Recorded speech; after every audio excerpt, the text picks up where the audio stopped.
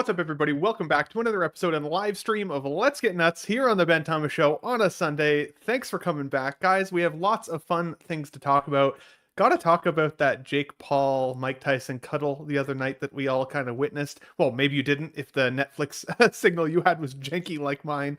But also we got lots of Hot Toys news, 6-scale news, all of the fun stuff here for us today. So guys, of course, stick around. If you like the video, hit the like button for me. Smash the subscribe if you're new to the Ben Thomas Show. And let's get nuts. What are you doing? You're completely outnumbered here. Are you nuts? You want to get nuts? You want to get nuts? You want to get nuts? You want to get nuts? You want to get nuts? You want to get nuts? Come on. Let's get nuts. Let's get nuts. Let's get nuts. Let's get nuts. Let's get nuts.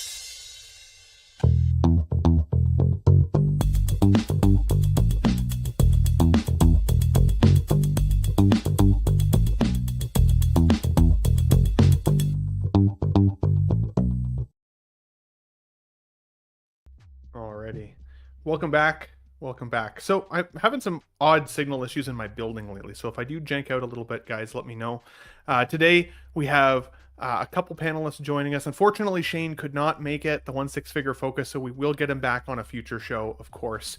But all of that being said, I do have a wonderful panelist here with me already. We've got Eddie Money Mendez in the house once again. Good sir. Thanks for joining us today. How are you, my friend? Hey, I'm good. Thanks for having me, man. Hell yeah, dude. Hopefully my fire alarm doesn't go off again. I think it'll be good now, but so we'll see, random. I guess. Yeah, we were backstage just getting kind of queued up, and all of a sudden the alarm started going off. It's like, oh, what's happening? I don't think it'll go off again. It happens when you turn the heater on once in a while, so I think it's good now. But Totally. yeah, good to be here. Good to hang out on a Sunday, chill Sunday. So excited to talk about some of that stuff that you mentioned. Yeah, it's, you know what, it's a pretty light show today. There wasn't a huge amount of topics. Some of the stuff, there's been other channels that have kind of addressed and beaten in to folks quite a lot. So I wanted to talk about it here a little bit for sure, but there was some fun stuff I wanted to add to the thing today, the show sheet today, that I think, some of your insight on it would be kind of cool. And by the way, congratulations on that figure over your left shoulder. Oh, thanks. Dude, I checked it out a little bit. It's freaking amazing. Freaking cool. I can't wait to like pose it up and take pictures of it. And I think the standout to me is the angry sculpt, which is weird because I thought the angry sculpt is cool, but I'm gonna use the regular one most of the time. I think the angry one's better just because of all the detail and like the wrinkles and veins in his forehead. Like in person, they look really, really good, and the likeness looks even better on that one, I think, in person. So yeah, it's a cool figure, man.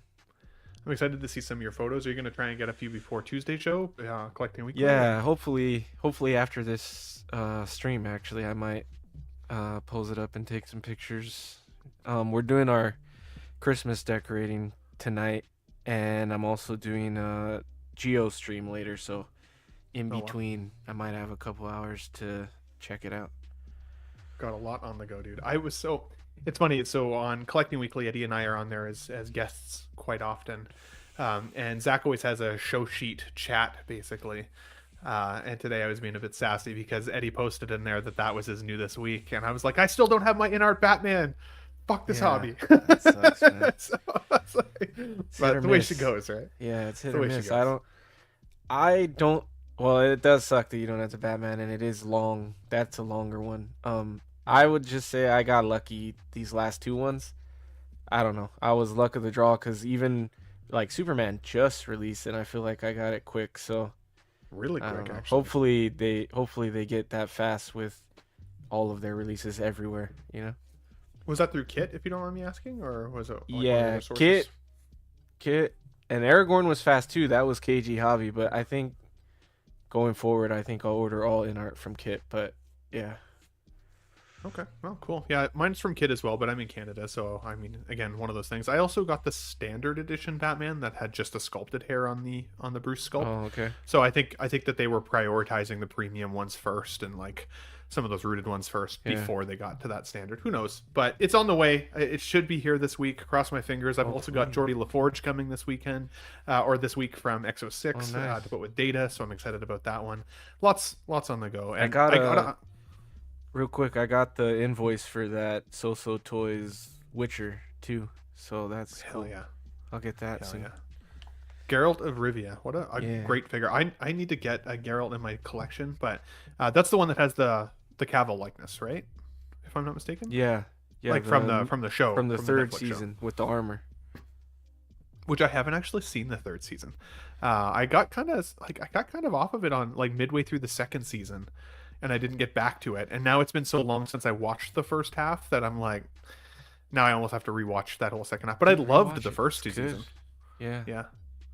I'm interested in still. I'll check out season 4 with Liam Hemsworth, like because I love the show so much.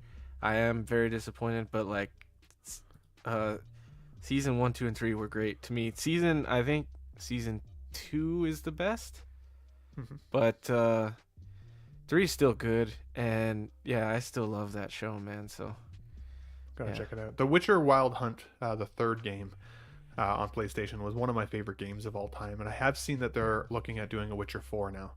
So I'm like, ooh, that could be pretty cool. So, guys, we already have 25 people here on the way to 30. Thank you so much for being here, getting nuts with us on Sunday. I do see that Dave, X-Men Supreme, is backstage, but he's luckily just getting his water, getting all set up. So we're going to bring him in the show here in a couple minutes once he's back here. But I want to get started with this. So this week, I decided, Eddie, that I was going to finally update my my channel logo.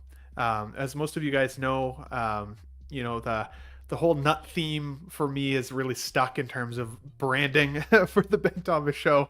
But I really did start this channel as the Ben Thomas Show kind of specifically, right? And I have reserved nuts for Let's Get Nuts and all of the member badges and all of those things. But I wanted to update it. So I will tell you, I am not a graphic designer by any stretch. The one that you see now on the right that I'm using now as my primary is now the update. I would love to hear feedback from everybody, though. If you guys like the update, let me know. The original one, people were starting to say that doesn't even look like me anymore because I don't have, the mad amount of gray hair and gray hair in my beard and all this stuff. I look very baby-faced. So as you guys can see, this is what YouTube will do to you. It turns you into a weathered husk of a man if you're on it for long enough. But let me know if you guys like the new logo. I think it's cool. I like that it's a little bit brighter. But I will be making some stickers for the channel members and stuff out of it here soon. So happy to have some feedback and all that stuff, and tweak it a little bit if there's anything you guys think could be done a little bit better. What do you think of the update there, Eddie? Actually, it was your opinion that I was most nervous to get, because you're usually very like, if something looks like shit, you're gonna say that looks like shit, right? So when you were like, this is awesome, I was like, okay, cool. I like it more than the original one. I like the original one too, but I like the style of graphic you got for your face there. It's cool, dude. I think it's a good evolution. It looks sick. I like the colors too. So, because growing up, it's funny, growing up, purple, green, and blue were always my favorite colors, like especially all of them together. And for a while, I had my room all of those colors when I was like a teenager. So, yeah, it's a dope. Well, it's funny because in my display, I have display lighting as white lighting, like 90% of the time. But for streaming, I always put it to the colored because it just doesn't wash me out as bad. But again, it kind of represents in the logo. So thanks for the feedback, buddy. I'm glad you liked it at least, because I don't even think I would have posted it publicly if you were like, no, it needs more work. I would have like, okay. No, that's cool. Yeah, high praise from Eddie here. So let's bring in X-Men Supreme. Dave, we have him back in the house with us, getting nuts on a Sunday. Good to see you, buddy. How you doing, man? Oh, you're muted, Dave. We got you muted. My bad. Sorry, I'm late. Everybody in this town is they're just slow, just to fucking be. And it's like I don't leave the house often because it hurts my mental health to deal with them. I hear you. Oh my gosh. It took me like 15 minutes to get home. It's like a 2-minute friggin' drive. I don't get it. Insane. But anyway, glad to be here. Good to see y'all. I like the new logo there. Little more Chad. Chad. Wow. Yeah, little square jaw. That's the vibe I'm getting. But I think if anyone can be a good Chad, it's you. Thanks, buddy. You know what's funny? I think the most critical feedback that I got might have been from Gigi, Marco's wife. She Wow. said she just really liked the original because she's, I think all that nostalgia has been rubbing off on her a little bit. But she said that I look more friendly in my original one, whereas she's like, "Why do you look so stern? Like, why so serious?" It's because I'm contemplating life in the new one. That's all. So, I think No, it, I like it, dude. I like it. You should chat it out a little bit more, square the jaw a little bit more, because then when people see, how you are, the actual Chads out there will be like, hey, you know what? Maybe this is the model now. I'm just that's saying, fair. you could be the change. I was just shocked at how much gray hair the AI pulled out of the photo that I added in, because I was like, "Come on, man! Like, come on! I'm not that gray yet." But away she goes. Away she goes. Dave, thanks for being here, buddy. Thank you for having me, Eddie. Late Good or seeing not, you, dude. I love having you here. good So. to see you, man. Really quick shout out here. And by the way, guys, let me know in the chat. My StreamYard is telling me I've got a 1% signal right now. So if I'm glitching out or anything, please just tell me. But it seems like it's okay for the moment. So maybe it's just StreamYard being weird. But we got Brick Artemis in the house, and I want to shout you out because he messaged me yesterday to be like, "Dude, I'm going to sign up for the channel membership." Here you are. He's become a Tough Nut Crew member. Dude, thank you so much for the support. We are so happy to have you here with us. If for some reason you guys are living under a rock and don't know about Brick Artemis channel, go over and subscribe to him after the show today as well, especially if you're one of the newer viewers. Really, really good stuff over there. Really kind-hearted person, and works hard on that channel. This stuff takes a lot of time. So let's definitely say thank you to you, good sir. Thank you. Thank you. Thank you. Oh, thank you. Thank you. Thank you. And one of the folks that I have seen in our channel for, the last 2 years. Honestly, dude, you've been following us around for quite a long time, and I love seeing you in the chat. Always has such great feedback and comments for us. OG fan, when Star Wars was just Star Wars, has become a channel member as well. 2 members in the first 30 minutes of the show, guys. You're making me feel loved. I appreciate it. Is it the new logo? Is it the Chad face? Tip in the scales? Who knows? But buddy, thank you so much for your support too, my friend. I really, really do appreciate it. Thank you. Thank you. Thank you. Thank you. Thank you, good sir. Appreciate it. Let's move on with the show, because we had quite the night the other night. I don't know about you guys, but I haven't really watched much boxing over the years. For me, the sport really started to fall off. I used to watch it with my grandfather when I was younger, because he was in professional boxing when he was a young man. And so he really took this sport seriously. And he and I would watch it between boxing matches and football matches, of course, British football. So soccer matches, of course. Manchester United was his team. And he loved boxing. And I don't know what his thought would have been on Tyson, because he's passed away now. But for me, Tyson has always been one of those guys that I think everybody knows in the boxing sphere, right? He was known for biting off an ear at one point. He was known for his ferocity. You might have recognized him from movies such as The Hangover, which I watched recently the other day again. It was kind of funny, but seeing him in there. But a very intense competitor, that's for sure. And one of the things that I was most excited to see was for him to knock the socks off of this Jake Paul guy. I don't really like Jake Paul. Maybe I'm just showing my age right now, but up to this point, he's given me nothing that I feel like is much of value. But what I will say is he is a good entertainer, and he knows how to draw a crowd, and he knows how to bring people in. And wow, were there a lot of people watching this match the other day. Am I glitching in and out? No, it looked like Dave was making fun of the spraying thing that Logan kept doing. Oh, the spraying thing. I That's thought you what were saying he he has a was small doing, so when he team, went which like is this. possible No, as well. I was calling him a wanker. Oh, Wanker. wow. To be clear, I didn't watch this. Wasn't gonna have no interest in the Paul punks. But nah, bro. That shit ain't it. Well, it makes me laugh because, once again, I haven't even thought about watching a boxing match in a long time. I think a lot of folks hadn't.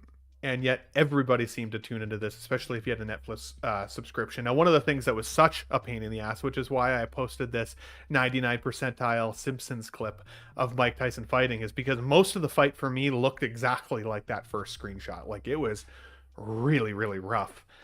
But wow, was it a boring fight. In fact, I actually felt like they cuddled more than they fought.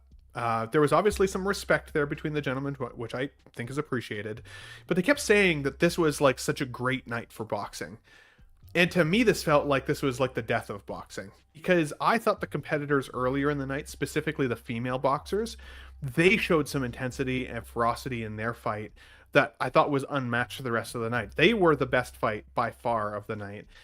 And they showed what boxing should be and can be, in my opinion. Whether or not you thought, the main girl should have won or not, there was some controversy there as well. I thought that their fight was really fun to watch. These guys, just to me, just didn't do it. So, Eddie, you had a chance to watch it with Adriana there. What were your thoughts on this event and kind of the social media impact of this now on boxing? Yeah, it was a pretty big deal. Like, I know that Jake Paul wanted to fight him back in June this year, and he wasn't able to. So I remember them talking about it for a while, and I mean, ever since that started to become a thing, I thought, Mike Tyson's old now. It's not. I mean, yeah, it's cool. He's gonna fight him and whatever. And I was still thinking in my head, or hoping, I guess, like maybe Mike Tyson, even at that age, because Jake is such a new fighter, like he'll give Jake a run for his money, like, because I haven't been following his boxing career, Jake Paul, and I wasn't like a big boxing fan. Like, I don't really follow it, so I didn't follow Mike's stuff either. But everybody knows Mike's a crazy heavyweight boxer, and that his punch is crazy, the power that he packs in his punches. So, like, I was like, maybe there's a chance he'll knock him out, or get a good one in there. And they were obviously building it up, hyping it up. They're fighting. Mike Tyson slapped him. Like, they were talking all this crap. And, the more I watch these kinds of things, like, that's build up, right? You have to play it up. You have to get people to tune in. So all of that is like build up. But I was like, maybe there is a chance it'll still be a good fight.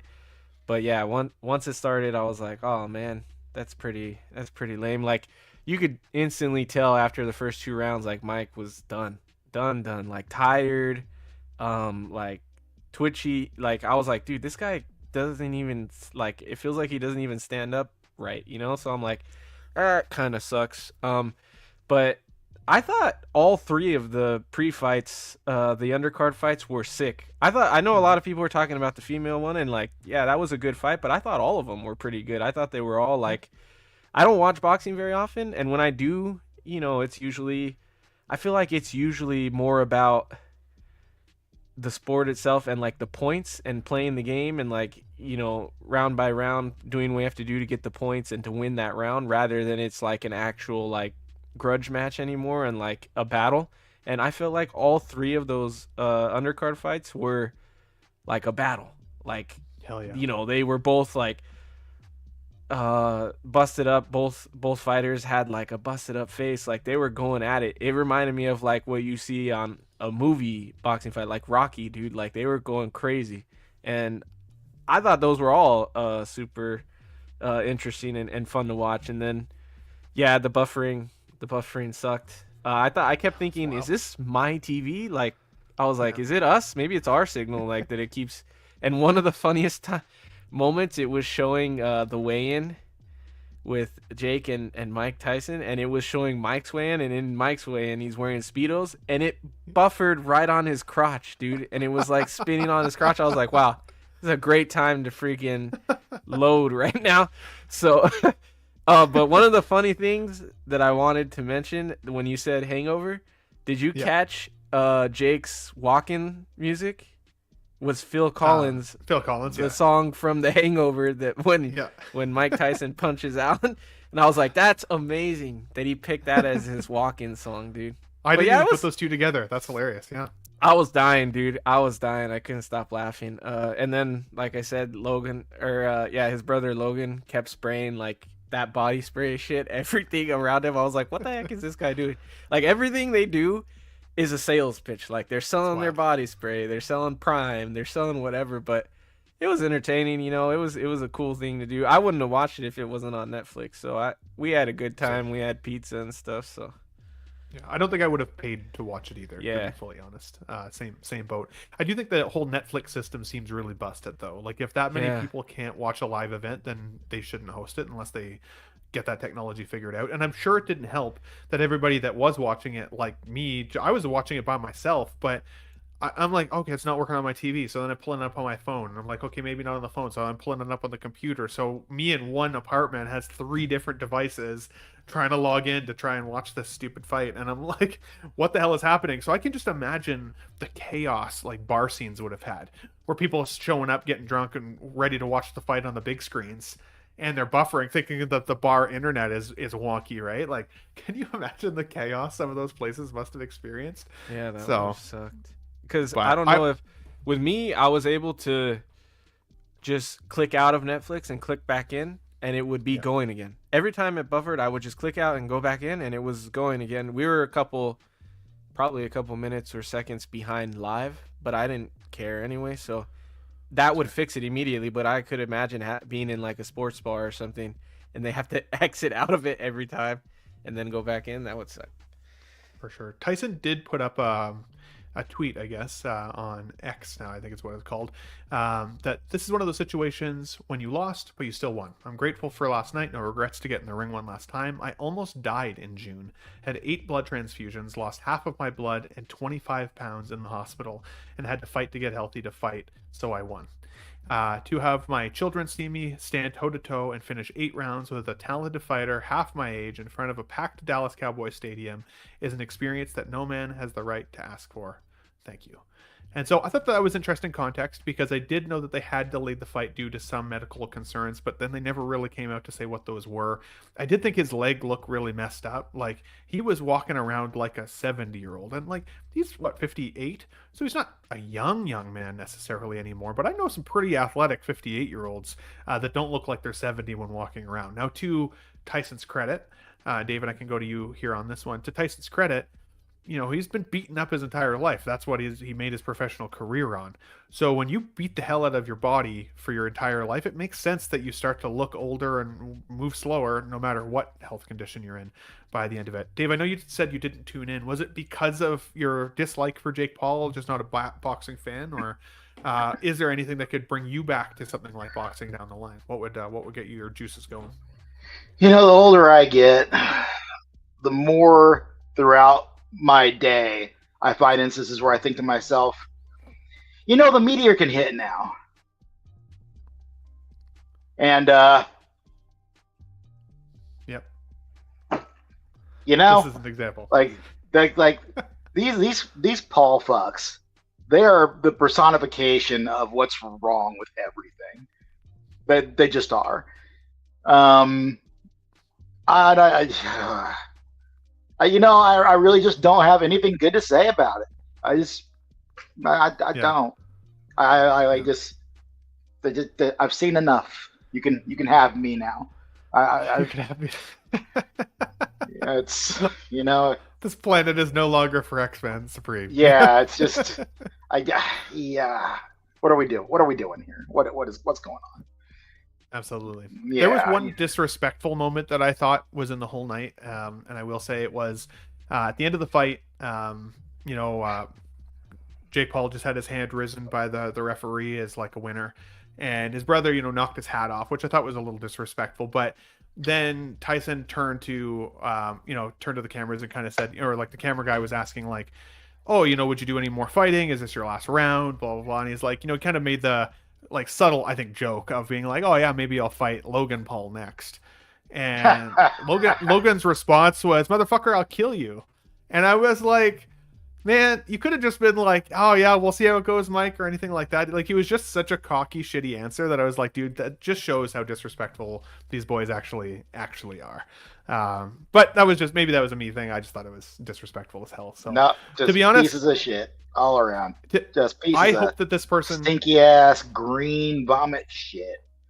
I hope that this person truly does not become the face of boxing, because I think that will not be a good thing unless I think he earns it. And my way for him to earn it would be to fight some real people who are really good at boxing, who are in his weight class, who are in his age class, who have proven track records of wins. I know he's fought a bunch of other, folks up to this point, and he's lost once to an actual boxer. Everybody else, I don't think, were really truly boxers. So let's see what happens. But yeah, it was an interesting night, that's for sure. I did feel like I wasted 2 hours of my life. After the end of it, I was like, there's pretty much anything else I would have rather been doing than sitting here on the couch trying to stream this janky ass stream. I should have just watched it the next day. I wouldn't even say that there were highlights from the fight, really. Like, I think Tyson only landed like one like somewhat good punch. And same with Paul, but like they didn't even look like they were fighting. So it was all for the show, all for the money. You hate to see it. Let's move on. We have 40 people here watching, getting nuts with us on Sunday. Thank you for being here, guys. Having some fun with us today. I gotta say, Happy Gilmore is one of my favorite comedy films of all time. Easily one of my favorite Adam Sandler films. And there's some great ones. You know, Billy Madison always makes me laugh pretty hard. And even actually, I watched Hubie's Halloween this year for the first time. And while it's, you know, he's older in that film, it was fun. It was cute. It was a nice little family movie for sure. But I loved Happy Gilmore. So many quotable lines from it. You know, rest in peace, Carl Weathers being Chubbs. I loved Chubbs in the film as well. You know, when he loses his hand, it's hilarious. But also, in my Tiger Woods simulated video game, I actually was able to do a character customization of a Chubbs. So whenever I play my buddies, I'm playing literally with Chubbs, which is awesome.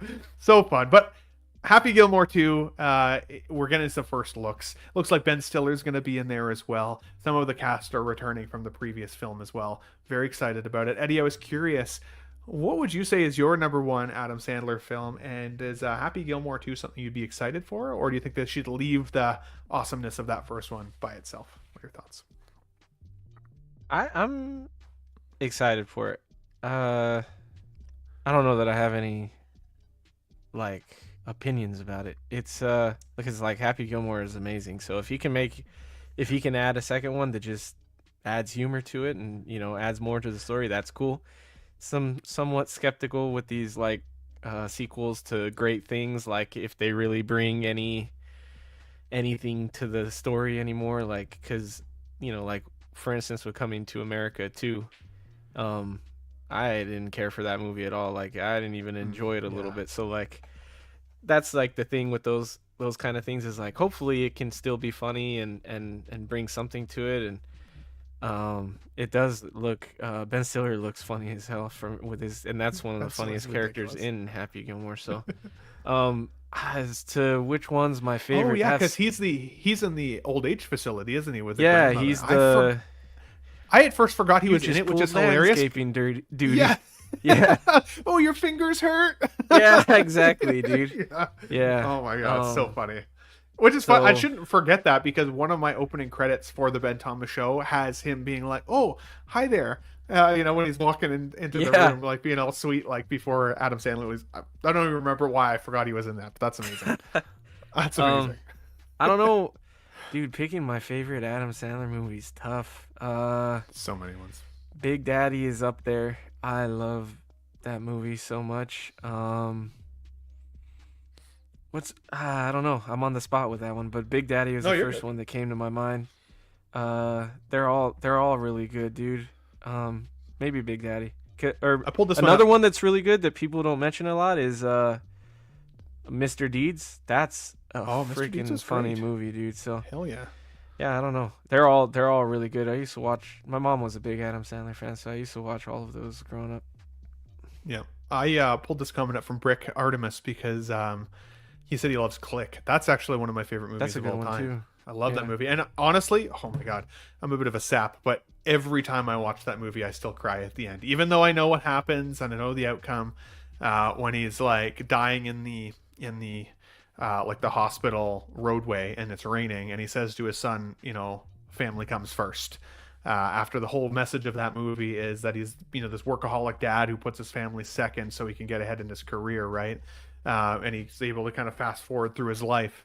And by the end of it, he realizes on his deathbed, essentially, that, you know, family is actually what's more important than career growth and money and all of the things that take us away from our families.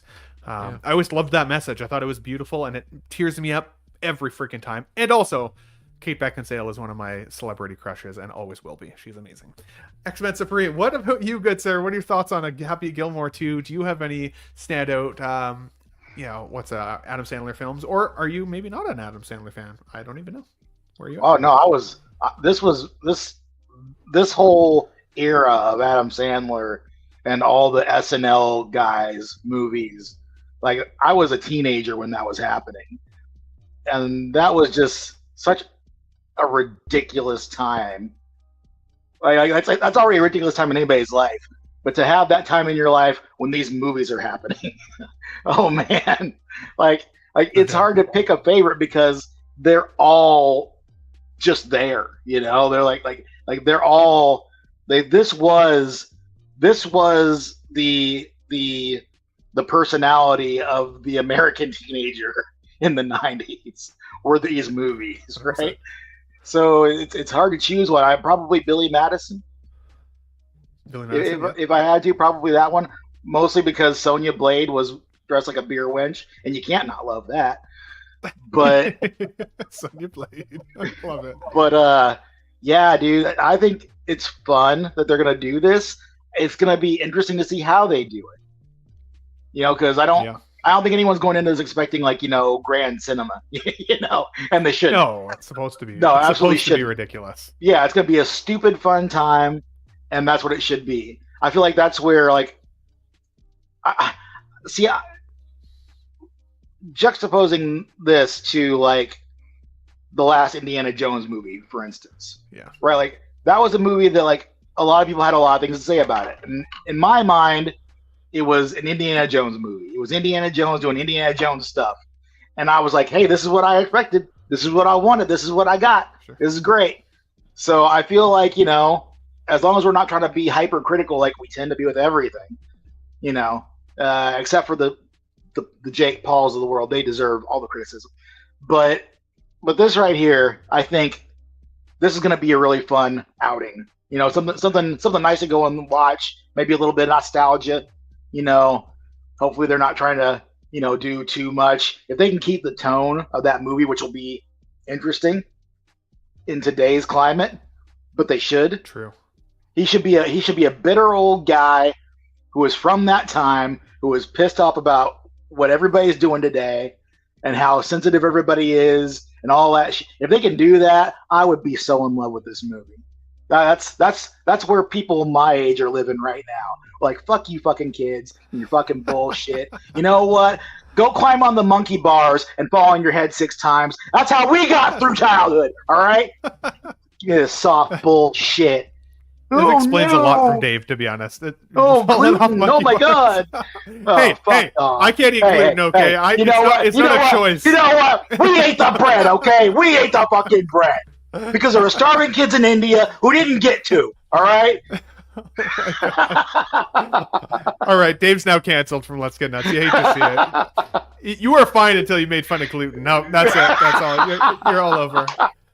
Field of Burn says, Water Boy for me too. That's some high quality H2O right there, good sir. 100%. That's an amazing movie as well. But well said, boys. Well said. I love all the takes there. So funny. I'm excited for Happy Gilmore too. I will definitely go and see it. And like you said, Dave, it's not something that needs to take itself too seriously. It doesn't even have to have that great of like cinematics, right? It can feel just very like natural evolution of these characters. I don't know if Shooter McGavin's back, but I really hope he is because that'd be so good. Awesome. He's awesome. Yeah, Shooter McGavin. And most of these actors are still with us. Unfortunately, Bob Barker won't be able to make a return to beat the shit out of Happy. And again, rest in peace, Carl Weathers, because he was also badass as Chubbs. I wanted to bring this up really, really quick. Riri Williams as Ironheart. We've gotten a first look at what her character may look like in the armor suit. To be honest with you, I'm not all that excited about this movie. Or is it a show? I don't even actually know. I should have done my homework a little bit better. I don't have any love for Ironheart. I don't know anything really about her. To me, before Iron Man became a Marvel iconic superhero, he still always felt like a B-tier superhero back in the day from the comics to me. I never was somebody who watched or read a lot of Iron Man stuff. And so as a result, never really read a lot of Ironheart stuff. Some of the top 10 comics that are out there say that she has a wonderful story.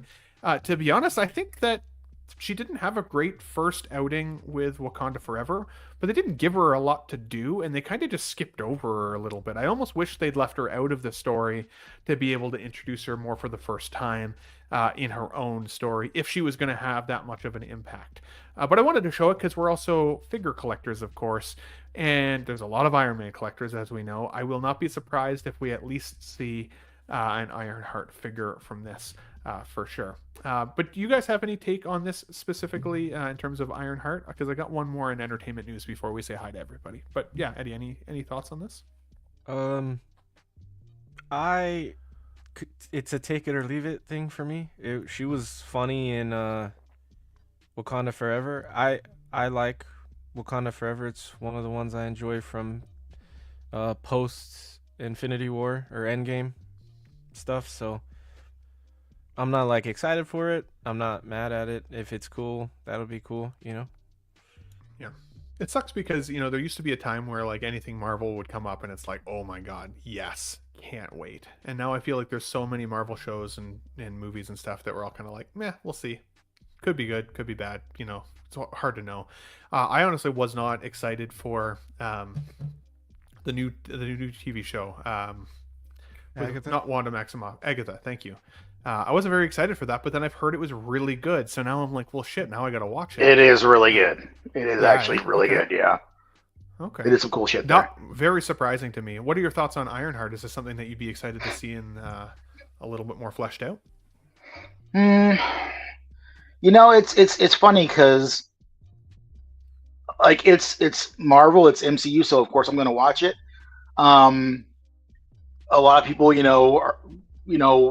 they gotta feel something about it, and there have been a few properties within the MCU that I've been like, I'm not really, excited for this. Like, I wasn't really so terribly interested in Falcon and Winter Soldier when I heard about it, but I watched it and I loved it. I wasn't really so concerned about, Agatha. I was like, well, I mean, is this really important? But I watched it and I was like, holy, I love this. And yeah, for me, it's the same way. Iron Man was never a big deal in the comics for me. But you can't not love Robert Downey Jr. as Tony Stark. I'm sure you can, get away with not loving him, but I have to imagine it's difficult. But I didn't think I would like Echo, and I loved Echo. I think, I'm going to go into this the same way. I don't really have so much of an interest in the character. I think it's cool that she, kind of figured all that stuff out that they brought her in for with Wakanda Forever. I don't think that really needed to happen there. I think like they should have really given her more of a spotlight for that, because that was actually a big deal. So I'm interested to see, what they do. I don't have any doubt that I'll come out of this, feeling more positively about the character, because I don't dislike the character. I don't know anything about her. But that's why you have, origin stories. That's why you watch the media, so you learn about them, And maybe that's the best way. Maybe that's the best way, right? If fans are going in without as much backstory knowledge as we have even for other characters, we'll go in maybe with slightly different expectations, right? Like they don't need to nail the comics for me if I've never read the comics. Well, that's why Venom is so popular. You're not. Hey, there are some good Venom comics you folks should read. So if you're missing out, you are missing out. But I do feel like the iron suits, to be honest, are also just not as special as they once used to be. The first time we saw Iron Man fly around in the red Mark III and land in the desert and mess shit up, like that was so cool. But now the Dora Milaje have like iron style suits. Rhodey has an iron suit. Ironheart has an iron suit. Right? Like, at what point is it just kind of like it's just technology? It's no longer special to a character anymore. And for me, like, there's too many other folks who have an Iron Man suit in their possession now where this doesn't feel as special. So while she's intelligent and she could be the next kind of Tony Stark, from what I have learned about the comics anyways, she's brilliant. I don't feel as excited about it, but I will say I never really felt originally all that excited about the 2008 Iron Man film either. I ended up loving that movie once it came to fruition. That's a good point that you bring up, though, because, I mean, look at how technology is just in the real world, like something crazy groundbreaking happens and like 2 years later, it's not a big deal because everyone's doing that and more. So I feel like The that's iPhone just 16's already coming out. You'll love to see it. yeah, like that's the natural progression of technology, and then the Marvel universe, of course, it's going to be times 1,000. So that's one thing that they need to do in this movie or show or whatever it is. I don't even know. They need to show a stark progression in technology during this period. Like she's supposed to be, this whiz kid type character, right? So have her do something big that's, pushing the technology forward or making new technology to work in tandem with it. I think they'll win if they can do that. Oh, you're muted, Ben. Oh, I thought I unmuted myself. Sorry, thanks for that. It's interesting what you mentioned that with technology, because I agree. Even back thinking about 2008 versus now, what we get in a cell phone nowadays is wild.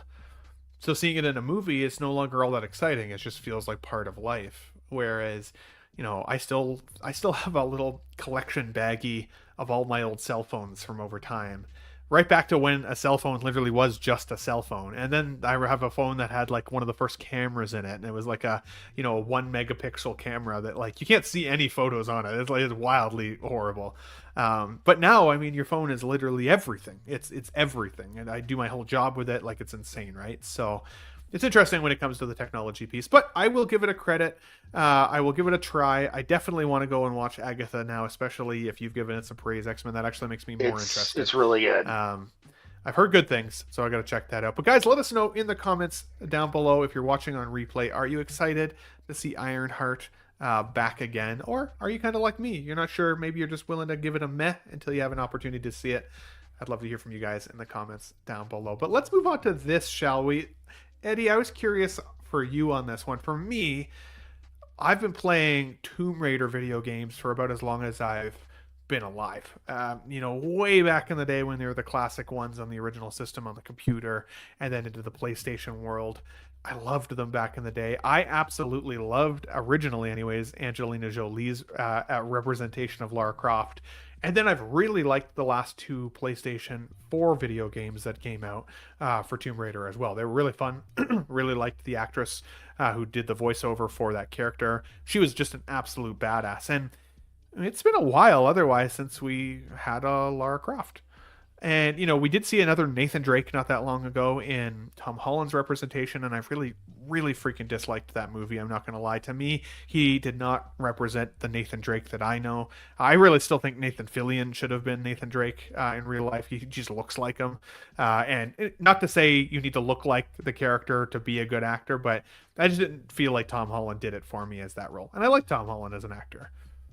But Sophie Turner here, best known from her role in Game of Thrones, of course, and Phoenix in X-Men, potentially, if you never saw Game of Thrones, has now been put up to be cast as the next Lara Croft. And I was curious what you guys thought of it, because every time I've ever seen her in action, mostly in Game of Thrones, I always felt like she seemed very dainty and not very, didn't have much of a physical presence. She was obviously very just slender and proper feeling. And I have a hard time envisioning her as a Lara Croft. But again, like I said a few minutes ago, in my opinion, you don't have to look like a character in order to be a badass representation of that character. So for me, I'm very lukewarm on this casting. But I'd love to hear from you guys. Let me know in the chat as well what you guys are thinking of a potential Sophie Turner casting. Eddie, were you a Laura or a Lara Croft guy when you were a younger Tomb Raider fan? I think I remember you saying you liked the first Tomb Raider movie with Angelina Jolie, if I'm not mistaken. But what are your thoughts now on the evolution of this character? Yeah, I'm a more of a fan of the movies. When I was young, I loved the first and the second one. I liked them both. I don't remember which one I liked more, but I loved Angelina Jolie, and at the time she was super popular, and and of course Angelina Jolie's freaking hot. So as a kid, I loved her even more. But I thought she did a great job playing those characters, and she was super cool. And this is another example of a badass woman character that we had when we were young that people say never existed ever. That was a great character. I think I did play one game. If there was a game based off the movie, I might have played that one. like I know Tomb Raider is a game first and then the movie, but like I might have played one that was based on the movie. I don't remember, but I definitely remember playing something about Tomb Raider, but never was the games for me. It was more the movies. And for me, Sophie Turner, like she I like her as you just said her name and I blanked. I liked her in Game of Thrones as her character, but I didn't love her as the Phoenix. Phoenix. Yeah. Yeah, I didn't like that character very much. And even in Game of Thrones, I didn't love her character towards the end. She's a good actress, and other than the Phoenix, I've never seen her do action or that I know of. So I'm kind of like whatever on that one too. I feel like there's probably someone better. Like there's an actress I have in my head that would be really great, and she's like, I know she's brown. I don't know if she's Mexican or something. I'll have to think of the movie I'm thinking of, but I think she'd be a great Tomb Raider. But yeah, so Sophie Turner, I'm like, I don't know. Maybe it'll be a shocking surprise. I'd be more than happy to see them just make another Tomb Raider in general. I just don't know if she's the Tomb Raider I'd want to see. But I'll look up the actress and tell you guys the one I'm thinking of. And I mean, all the support to her for breaking out of some of these other types of roles that she's been in, right? I mean, when I look at her, I can only think of Game of Thrones. I know she's been in other roles, but to me, it's just like Game of Thrones really sticks out, especially because she was so young when that show started. I kind of grew up in that role, right? But I don't really picture her as much of an action star. I'm not gonna lie. What do you think, X-Men, on this casting here? I think that I'm oftentimes less quick to judge casting after we've seen, roles like Heath Ledger's Joker and, Robert Pattinson's Batman. Like I'm less, I still get judgmental for reasons, but overall I'm less so about the actor chosen. The concern that I have, because I remember when Tomb Raider came out, and it was a product of its time. It was a very 90s thing. Here's this computer nerd's wet dream explorer girl. That's exactly what Tomb Raider Hell yeah. is. And Angelina was perfect for it. Those movies were exactly what a Tomb Raider movie should be. And you look at things now like the whole controversy of the way that characters are now being made in video games.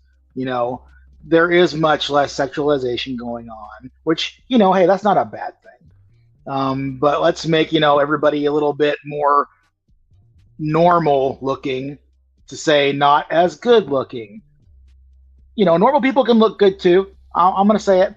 But we're out here trying to essentially dumb everything down. And I worry about that with a property like this. I think Sophie Turner certainly looks the part.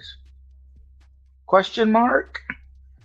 I think there could be better choices. But again, the concern that I have is how are they going to approach it? Above all. She's certainly not Angelina. Like, if we could just clone Angelina and make another Tomb Raider with her, that'd be great. Or just do one with her now, just older. Hey, that'd be cool. Follow up, we're doing so much of that already. But I don't know. I think they could do it. I think the question is, will they? That's really where I'm at. Yeah, great thoughts there. And, I think what resonated most on your point there, Dave, is honestly the Heath Ledger casting and the Robert Pattinson. Because you're 100% right. I just rewatched The Batman the other night, again, in excitement and anticipation of this in-art figure coming this week. I wanted to get refreshed on it. And I haven't watched The Penguin yet, so I wanted to kind of watch it again before I watched the Penguin series this week. And I'm excited for it. But, seeing Pattinson in that role again, I was like, man, I really didn't expect this guy to be this good. And It was awesome. He really crushed it. And when I think back to Heath Ledger, I think back to movies like Brokeback Mountain and A Knight's Tale and some of those others, right? Yeah, exactly. Yeah, and when he was cast, I was like, oh man, like I don't see him as a Joker at all. And he is literally my favorite movie villain character of all time. Yeah, see, Michael Keaton. Nobody that was a grown adult in the 80s wanted Michael Keaton to be Batman. Right. You know, and I don't know how they feel about it after seeing it, but you know, those of us who grew up with it, you know, we love him.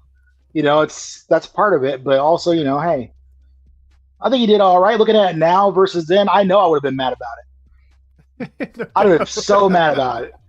Fucking Beetlejuice is Batman. What the hell?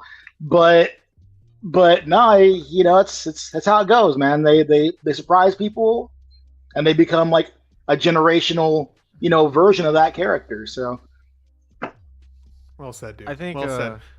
I have a hard time resonating with the Heath Ledger thing because I was too young. I don't think back then I cared about like who the actor was gonna be. I don't think when I was a teenager or a kid I was like thinking, oh look, they cast this guy as, you know, because back then I would have only known Heath Ledger as 10 Things I Hate About You or Knight's Tale, and if they cast him as Joker, I probably would have cared. But at the same time, I don't think I don't even remember seeing actors or anything in trailers and stuff and thinking, why'd they cast that guy? And I don't think there wasn't as much social media about like, oh, rumors that this guy's just been cast, because back then like social media was just starting, so like I didn't see it as much. I think you'd have to see it more in like, I don't know, forums and stuff, and I wasn't on forums like that. So I'm only like, when people say they didn't like that casting, I don't even think I knew it was Heath Ledger until I saw the credits after watching the movie, because they just show him in the makeup and he didn't even look like Heath Ledger to me when I saw him in the makeup. So I was like, oh shit. And then I'm not gonna lie, if I heard Keaton was gonna be Batman now, I would be pissed, but for the same reason that I'm pissed that Pattinson is Batman. Like, he just doesn't have the body for Batman. And even though Keaton did a great Batman and a great Bruce Wayne, he doesn't look like Batman anymore, but I give leeway to that one because back then they weren't focused on that. So now I'm still pissed about Pattinson. Like, even though he did a great job acting as the character, I still feel he doesn't have the look for it. So, and I feel the look matters. You know, I know people overlook that and they're like, oh, he can act and putting on the weight later doesn't matter. Like, no, it matters. The look matters. So. For certain characters, anyways, I definitely. Yeah. It's hard, right? Like, it's hard to envision a Thor not being a person who looks like a Thor, or He-Man, for example, is coming up, right? The new He-Man film, and the actor who's been cast to play He-Man, as of right now, I don't think looks anything like a He-Man. He was most recently in the film with Anne Hathaway. There's like a love story film, and he's a musician. I can't remember the actor's name now. Maybe the chat will remember, but. He's a pretty thin dude as of right now, and like I think of He-Man as like, I mean, he's literally called He-Man. You know, like it's like you gotta have somebody that's got some bulk to him, and this guy does not. So we'll see. Maybe he's the Prince Adam variant before he changes into to He-Man. Who knows? But yeah, that is important. That is important. Yeah. Hell yeah, we got 50 people watching in the chat right now. Thank you so much for being here on a Sunday. Get nuts with us. We're gonna get into some 6-scale news next, but before we do, I want to say hello to everybody. Is that everyone? I keep wanting more.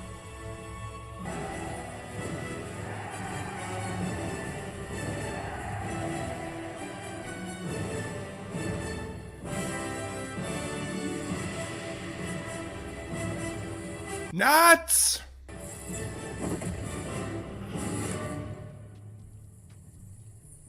Assemble.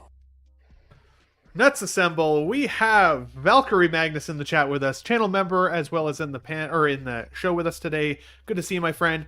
Says my favorite time of the week is to get nuts. What's up, Bandit Collectors?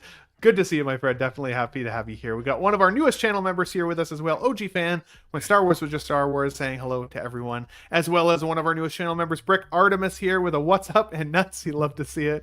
We got Honest Hansel in the chat with us, channel member as well. Let's get nuts. You love to see it. That's a new channel picture for you, buddy. I almost didn't recognize you popping up there. We got Field to Burn. Hello, peeps. Good to see you, my friend. Thanks for being here. We got Big Rip, as Dean would say, one of our best channel members out there as well. What's up, Ben? And Money, good to see you, buddy. Thanks for being here. We got Action in the Box with us as well. Good to see you, my friend. Some of the crispiest displays I've ever seen in a collection. Definitely check out Action in the Box if you get a chance to do so. We got Classy Thomas, SpongeBob SquareBalls, channel member as well, of course. Hey there, guys. Good to see you, buddy. I know you're rehabbing right now, those lungs, getting your voice back. So hopefully very, very soon we will get you back here on the show, buddy. We are missing you here on our Sundays, of course. We got Money Mendez in the channel, in the panel, as well as on the membership with us as well. Hello, everyone. Good to see you. Sir Thomas, he says as well. Sam Gist, channel member, of course. Hello, boys. Good to see you, buddy. Thanks for being here on Sunday with us, of course. We got King Ding-a-Ling, channel member again. Hey, guys. Good to see you here. Thank you so much. So many channel members here every week. Thank you guys for coming week over week over week. I am getting very, very close to 50K subscribers, which is wild for the Ben Thomas Show. And just like Collecting Weekly just did a giveaway at 50K, I gotta do another channel member giveaway. So stay tuned for that. I've got a couple figures in reserve that I'm ready to do that on. So maybe I'll put out a vote here soon on the Ben Thomas Show chat box sort of thing on our channel, and you guys can vote on what figure giveaway it should be. But we got let's see here. Oh, got Big Rib already. 12-inch Moose Stream, one of our channel members, of course, as well, one of the best out there. I didn't see you last week, buddy. Hope you're doing well. Glad to have you back here. He says, hello, community of collectors, unboxing the 89 Jazz Inc. Batmobile as I watch. Hell yeah, dude. I'm a little jealous on that one. That thing looks insane. I've got the Hot Toys one behind me, and that's a beautiful piece. And I've seen those videos of the other one there, and yeah, jealous. But good to see you, buddy. Mark P in the chat with us. Good to see you, buddy. Paul, the new Don't King. Talking about Jake Paul. That's hilarious. Pop Culture Relics. Good to see you, my friend. One of our channel members as well. Hello, ladies and gentle nuts. Good to see you, buddy. Can't wait to get you back here in the next couple weeks, Luis. Hopefully that channel video tour that you've got coming and promised to everybody is working well. We got Jose G. Hernandez, Jose Plus in the show as well. I sent him a link earlier today before the show started. He says, hey, everyone. Sorry, Ben, I'm on my way to a film festival in LA, so I can't join. That sounds fancy, good sir. I hope you're having a good time. One of our best channel members, and if you haven't already had a chance, Jose G. Hernandez now has a channel himself. It's called Jose Plus, Plus. Make sure you go and subscribe to him after Let's Get Nuts today. He's got 2 videos already up on the channel, and they're both really cool reviews of both Batman and Superman. So definitely worth the watch and the subscribe there. We got, let's see who else. I want to make sure I don't miss anybody. We got PT Works in the chat with us as well. The short skit they did a few years ago was really good, so it'll be great to see. I think talking about Happy Gilmore, they did a short skit with him, and I think it was Shooter McGavin back then, and it was funny from my recollection. So we'll check that out. We got Mike, the Sith Scale Collector here, one of our best channel members as well, says swinging through to say what's up. We'll have to catch most of the show on replay. Nut fun, tough nut. Good to see you, buddy. Thanks for popping in. I'm sure we'll see you maybe on Tuesday this week on the Collecting Weekly show as well. It's been making some great strides over there with those boys as well. We got a Quinlan Atkins with just a random F-bomb. You love to see it, but happy you're here anyways. Love to see it there. Hopefully he's just excited to be here. Maybe he's absorbing some of Dave in himself there, He's pulling it out of the energy. You love to see it. We got Pulp 2 Pixels. Good to see you here. He says the programs that I was not all interested in ended up being the MCU shows that I truly loved. Loki, Miss Marvel, for example, while the shows I was excited for, Falcon Winter Soldier, She-Hulk, sucked. I'm kind of on board with that. I loved Loki, season 1 and 2. Really, really enjoyed it. Triggering Dave there. Yeah, Miss Marvel I was so on. I had a fun time with it, but I wouldn't say that I loved it. But I think, she's got the short stick in terms of Hot Toys figures, unfortunately. I think she deserves one. That is for sure. We got Geo, channel member in the chat with us as well, the Movie Canon. Make sure you subscribe to the Movie Canon, again, if you have not already had a chance to do so. I think he's got a live stream today, if I am not mistaken. I always get my days mixed up, but got to check him out. Great show over there. You said you're going to be there today, Eddie? Is that Movie Canon tonight? Are. I think me and you and Dave? Love to see it. And I saw Leal over a 1/6 scale man tried to snipe Dave the other night on the Wednesday show. And so I had to join to be like, you're not allowed to steal them, okay? I see what you're doing. You give them back on Sundays, okay? That's all I care about. I'm just kidding. But it was good to see you there too, buddy. But we got Philly Figurecraft channel member in the chat with us. Greatly missed opportunity with Haley Atwell. I'm not sure what he's referring to, but I love Haley Atwell. Lara Croft. Oh yeah. Yeah, Yes, she'd be actually. really. Yeah. 100% good, sir. That's a great call. Let's see here. We got everybody. We got Batman_collectibles here with us. Evening panel. Good to see you here, my friend. Thanks for being here. We got our newest channel member from last week in the panel or chat with us today as well, Harry Dempsey. While I was saying, or while Eddie was giving his final take there, I added you to our slides, by the way. So you'll see your name pop up on the rolling credits, and everybody who became a channel member today, you'll see yourself on next week's show. But Harry says, watching while making the hard choices on what 1/12 to get rid of to make space for 1/6 upgrades. I'm sure the channel here and the panel would be happy to share their insight as well. Eddie especially has had a lot of 1/12 come in and out of his collection, as he's kind of messing with some, I think, right now there. So that's awesome, buddy. But thanks for being back again, watching the show. Steve Lee in the chat with us. Nice to join the channel. Hi from New Zealand. Thank you for becoming a channel subscriber, man. That's awesome. Really good to see you. Hopefully you like the show. We're here virtually every Sunday, getting nuts, but lots of channel stuff throughout the week and shorts and all the fun stuff there for sure. Noble Young in the chat with us. Good to see you, buddy. Thanks for being here. We got one Adam 12th. Hello, Ben. And guys, channel member as well. Good to see you, my friend. Thanks for being here. Of course, we got British correspondent from across the pond, Pete Cass, in the chat as well. Let's effing go with a nut. You love to see it, buddy. Thanks for being here, watching the show as always. We got Dave's Man Cave in real life. He says, hey, Ben, have to work, so I'll catch up on the replay on the way home. Have a great show as always. Dude, always appreciated that you get a chance to watch whenever that is, so thanks for doing that. Be safe on the road. Don't let any of our shenanigans make you unsafe, especially Dave. You know, he's crazy, man. You know, you got to watch for that guy sometimes, especially on the road. Clinton Martin in the chat with us. Howdy, folks. Good to see you, buddy.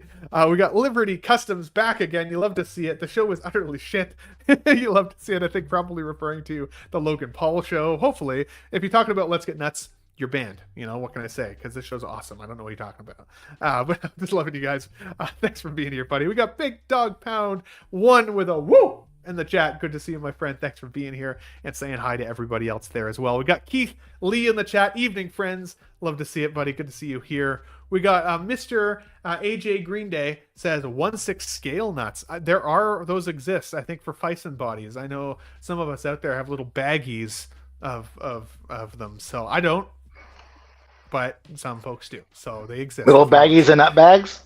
Little baggies of nut bags. All right. Love to see that. I think that is everybody, guys. A little bit of housekeeping here. This is what the channel membership badges currently look like. I've put in some commission work with Dean, so you're going to see some updates here soon. But as of right now, those of you who became a channel member today, you will become an up-and-comer. The channel membership link is in the chat there below if you are interested in it. Most of us are in that live long and nut range right now. The bub nut is coming for some of us.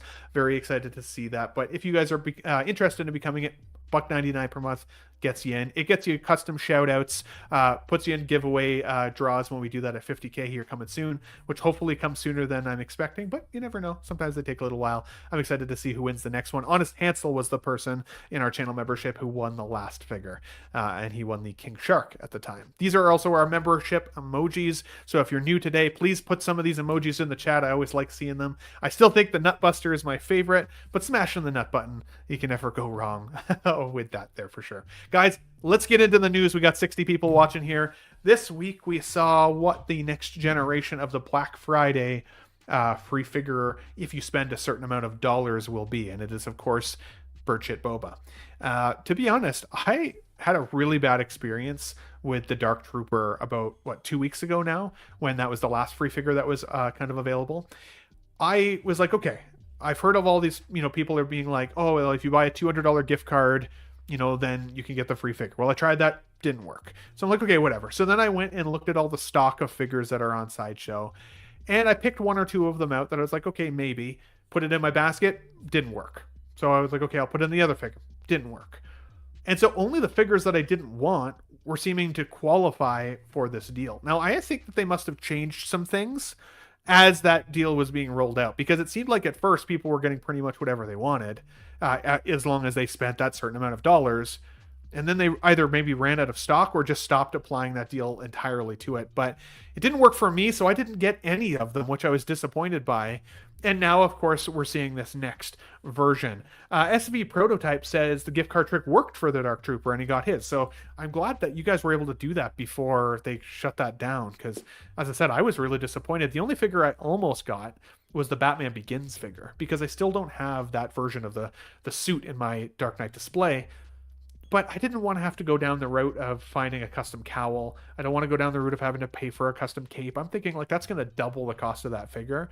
So, you know, there goes kind of the value I've maybe received by getting a free figure out of it. And I still kind of am holding out hope that InArt or one of these other companies gives us a Batman Begins at some point. But I was curious for you, Eddie, did you have any experience with this? What are your thoughts on Sideshow doing these types of promotions and giving away a figure? Do you feel like that devalues the collectible that's associated with it? Like, keep in mind, people paid full retail price for this figure at one point. What are your thoughts? That's the luck of the draw, man. You win some, you lose some. That's always going to be my opinion on stuff like that. I think it sucks, especially when it happens to me, but like, I'm going through that with other stuff that's not as expensive though, but like, I was just thinking about that earlier. Like Black Friday, there's a lot of deals on Amazon of McFarlane figures. Like the Riddler is 20% off right now, and I know it's only a couple bucks, but I paid full price for that. So like, and I think the Tumbler is like 20% off. So instead of paying $100, you could get it for $60 or something. So like, you win some, you lose some. I think it's cool. I think it, as a consumer, like, yeah, I'd love to get a free figure. I think that's one of the cooler Black Friday things, because I don't really remember too many standout Black Friday deals or deals in general from Sideshow that I thought were like, that's a sick deal. Like, I think the last one that I thought was a pretty good deal is when they were doing I think it was last Christmas, when they were doing the 12 days of Sideshow, and then they'd show like, if you bundle these 3 figures, you get $150 off. And then if you bundle these 5, you get like $300 off. And the more you bundle, the more you get off. I think that was the last great deal that I saw, or that I thought was interesting. Yeah. So, and this one tempts me because I really did love that episode of Mandalorian Season 2. Probably my favorite episode of all Mandalorian. Well, other than the ending of Season 1. But like, yeah, but I would rather have the 2-pack. And I know the 2-pack's on a pretty sick sale right now too, because I really liked Boba's look in the robes.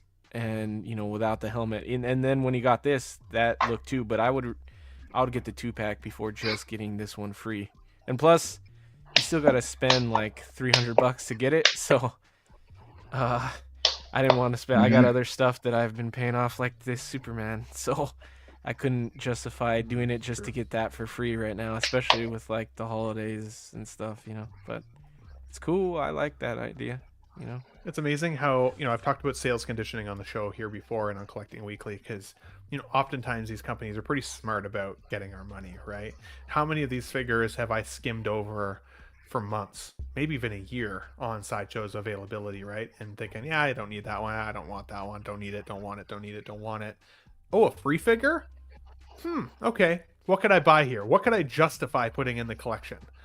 And when I think about it kind of that way, I'm like, why am I doing that to myself? If I've been able to skip it for this long, I clearly don't need it or really don't want it. And just for the free figure, it's amazing what they'll do to get money out of our pockets. Yeah, I've been thinking more like that. I don't know if it's the older I get or the more I buy stuff. Like, we were at Target the other day, and Target has a deal on toys right now, and it's like, if you spend $75, you get an extra 15 off or something.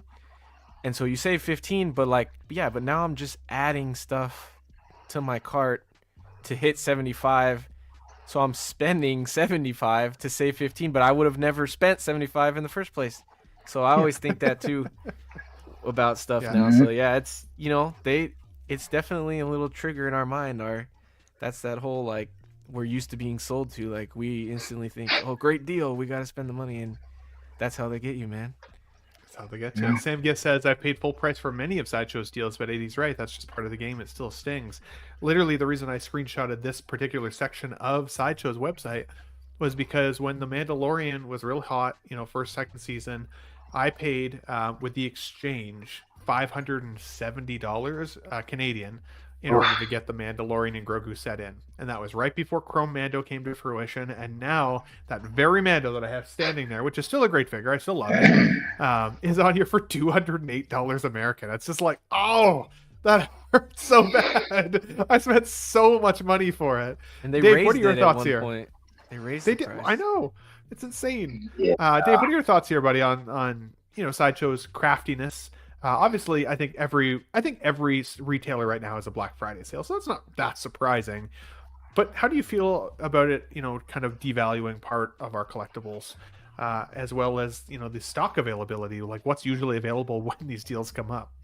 It's a great argument for not pre-ordering, isn't it?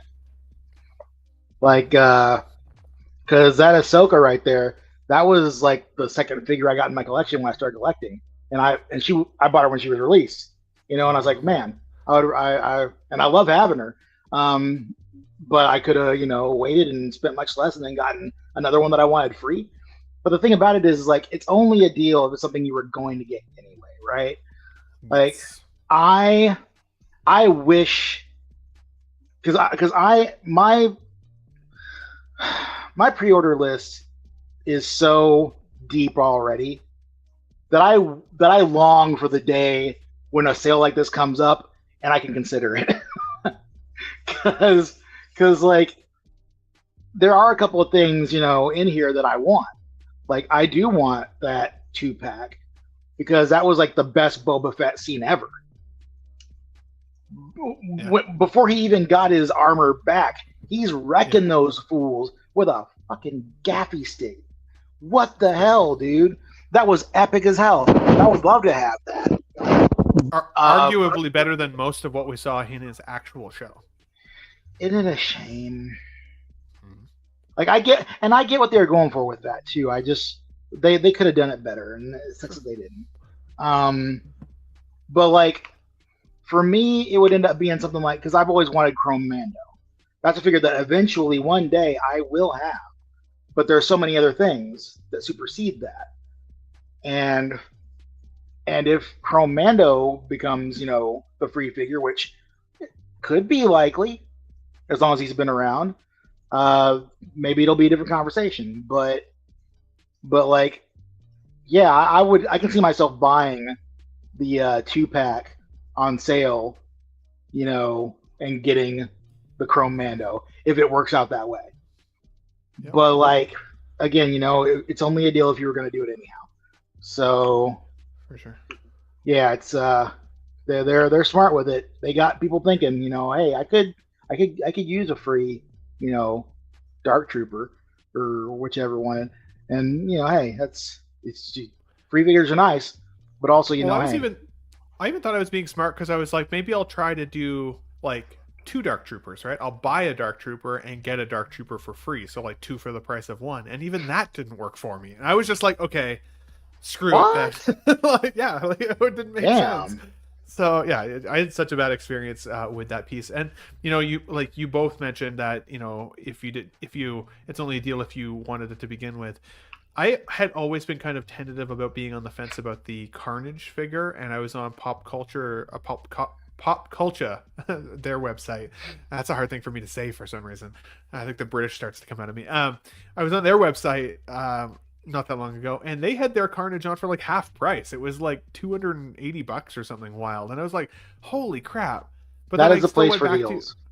Right, but then I went back to that whole mentality of like, well, I always thought it was too big. It was too big comparatively to the movie Venom. I just didn't like the scaling. I'm not getting the 21-inch Venom, so I'm like, it's a good deal, but I still don't want it that much. Even though I still kind of want it, and I know that it's a cool figure and all the things.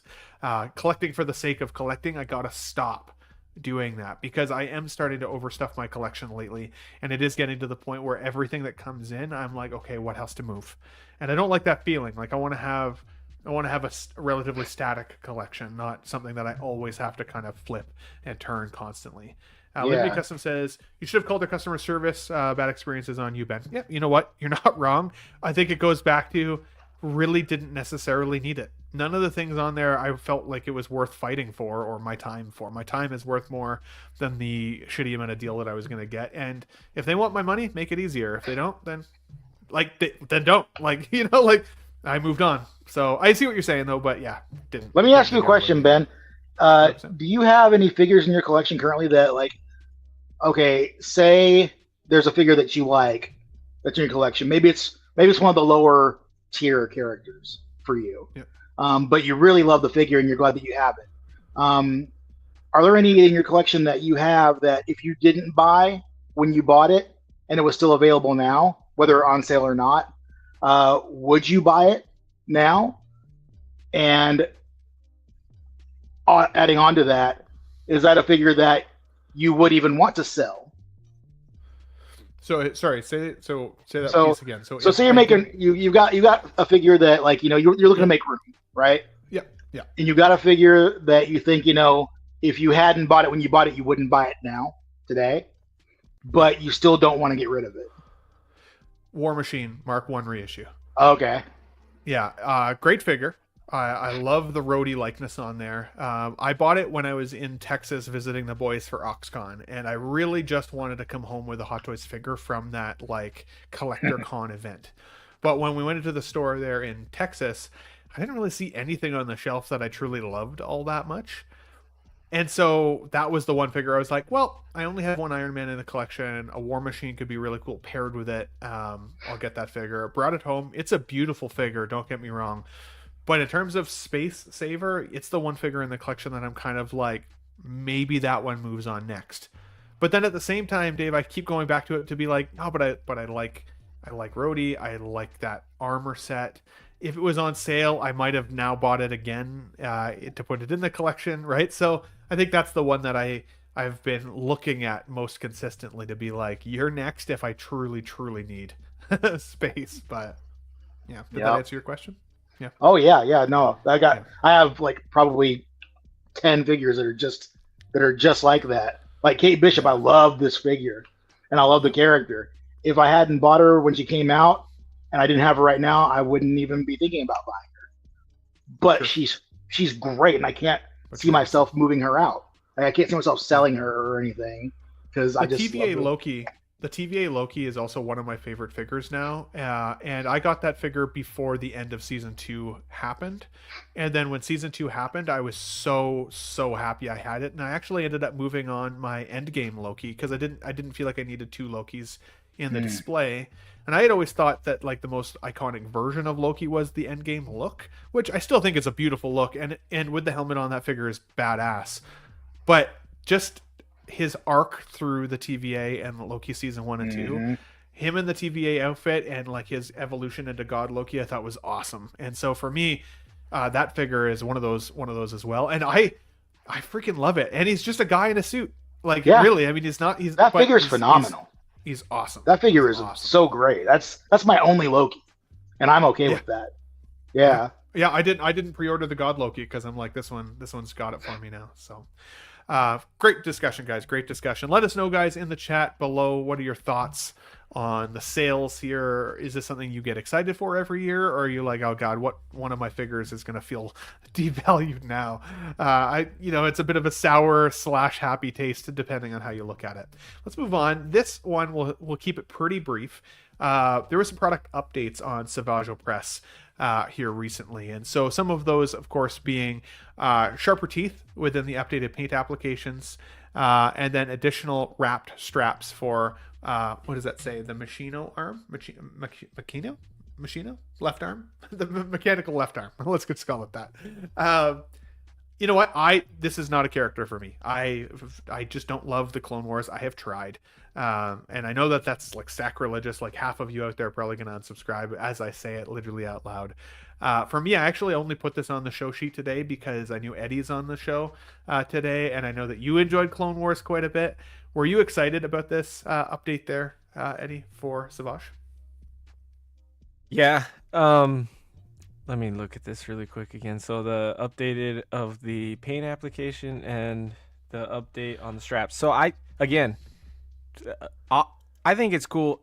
anytime Hot Toys does updates because it's not often. It's more frequently now than I remember when I first started collecting Hot Toys. So yeah, anytime I see an update, it's cool. Even if it's something I'm not interested in, I just like that they do that because Hot Toys is still probably the best 1/6 scale option in the market, and when they're doing better things and updating like that, it's nice to see them doing stuff like that. And to me, I thought the paint application specifically was great. I didn't notice anything that I didn't like about it, so that one was shocking. And then again, I think I mentioned it when we talked about on CW. I don't even remember the robot arm. So when they said straps, I was like, I don't remember the robot arm, so I don't remember the straps either. But I think it adds nice detail to it. So yeah, it's cool, and I'm glad to see this figure getting love. I really want it, man. I just don't know. I don't know where my Star Wars collection is going right now, but I really like this character and this figure, so that's dope. Oh yeah, you nailed it when you said that there's a lot more of these nowadays. These updates that kind of come along after pre-order window's gone up. I think 90% of them have been for the better. I really don't think any figure that they've shown an upgrade to, I'm like, oh, I wish they'd go back. The only one that I think that was questionable for people was the 2099 suit that came out for pre-order last year, when it had the jointed body, and then the updated variant that they showed for pre-order had like the suit layer over top of it that made them look all squishy and weird. And that really divided the audience. It really, like, a lot of people were like, no, I want the jointed arms. That's what I pre-ordered, not this suited variant that's going to have less flexibility. I think that's the only one that really stands out in my mind as being really controversial, because otherwise I think most of the time the updates have been amazing. The Mantis figure that we got, I really didn't think a Mantis update was needed until I saw the upgraded head sculpt next to it, and I was like, holy crap, that looks way better. Dave, what do you think the chances of that black suit Toby getting updated are at this point, if we still haven't seen any upgraded slide? Because, like, let's be honest, even this came real quick after pre-order window went up. Not gonna happen. Don't think it's they don't update Toby. It's I think it's actually in their mission statement that they don't update Toby. That's part of their rules. I think they're, if anyone decided to try and do it, there would be disciplinary action. Maybe one of those 3 strikes kind of things. I don't know. Maybe. But yeah. But like Eddie said, updates are always fun. It's like watching Reddit stories. Update. Yeah. Oh shit, what's happening now? But there have been some really good updates, like that Supergirl sculpt that they brought up, and then Mantis didn't really need it, but man, did she get, and was it great? So yeah, the red and blue suit, the final swing suit, got the upgrade, and it's all been really cool so far, except for the weird one with the 2099. But I want to show me more updates. Maybe this is one of those things that will catch on with like third parties. Doubtful, but one can hope, because there's some sculpts out there in the third party world that could use a little help, and maybe could look better later on. I don't know if they want to do that or not, but if they want to update, So wants to update that Melissa Benoist sculpt for Supergirl. Hey, I'm down for that. I'll take her as she is. I'm cool with her as she is, but hey, I won't say no to a better sculpt. So True. Yeah, man, I think this looks really cool. This looks way better with the wraps. I don't think that really needed it. I didn't remember the wraps either, so I didn't think it was a bother. But I ain't mad at it. Who could say no to extra? Yeah, I think if you have the Clone Wars Maul next to this guy, though, that Maul might look a little aged. That Maul's gonna look like trash next to this dude. So, which, I mean, I already thought it looked like a bit of a weird Maul variant. Like I knew what they were trying to go for sure, but I like the more movie realistic versions of Maul. I've got the DX18, I think it is. I think it's the 18 or the 16. I can't remember exactly, but it's the one from Solo, the Solo Maul with the they need to take him back to formula. And Yeah, I think I wouldn't be surprised if we saw a 2.0 Maul there at some point, and then Dean would be excited because I know he loves talking about Maul. But let's move on to this as well. So Deadpool and Wolverine has come up again this last week. Now, I think it was only a Let's Get Nuts show 1 or 2 shows ago where we were kind of like, maybe that's it. Like maybe we're not going to see anything more from this film, which was surprising because when this film came up this year, not only did it, hit the $1 billion club, but everybody was talking about this movie. And I'd actually made a video on the Ben Thomas Show, if you guys missed it, at the time, of my kind of top 10 hope they make this in Hot Toys version videos. And that was a fun video to make. And, several of them have come to fruition, but a lot of them haven't. The ones that haven't obviously are things like Johnny Storm we haven't seen anything of yet, a Calvarine we haven't seen, even a Hugh Jackman brown suited Wolverine I thought we'd see at this point, Cassandra Nova not yet, but this slide came up and I know I saw a bunch of people say they thought this was a Ninja Turtles screenshot at one point, which makes me laugh every time because we got a red Psy right there. That's right there, right? If that ain't Raphael, I don't know what. Exactly. But there are a lot of characters from this film. And now that these might come to fruition, because I say might, we've seen a lot of Hot Toys figures get teased that go into the graveyard. We never see them again. I think oftentimes they're really truly gauging the excitement level of collectors, both through watching shows like this, to, what the comments look like when these slides go up.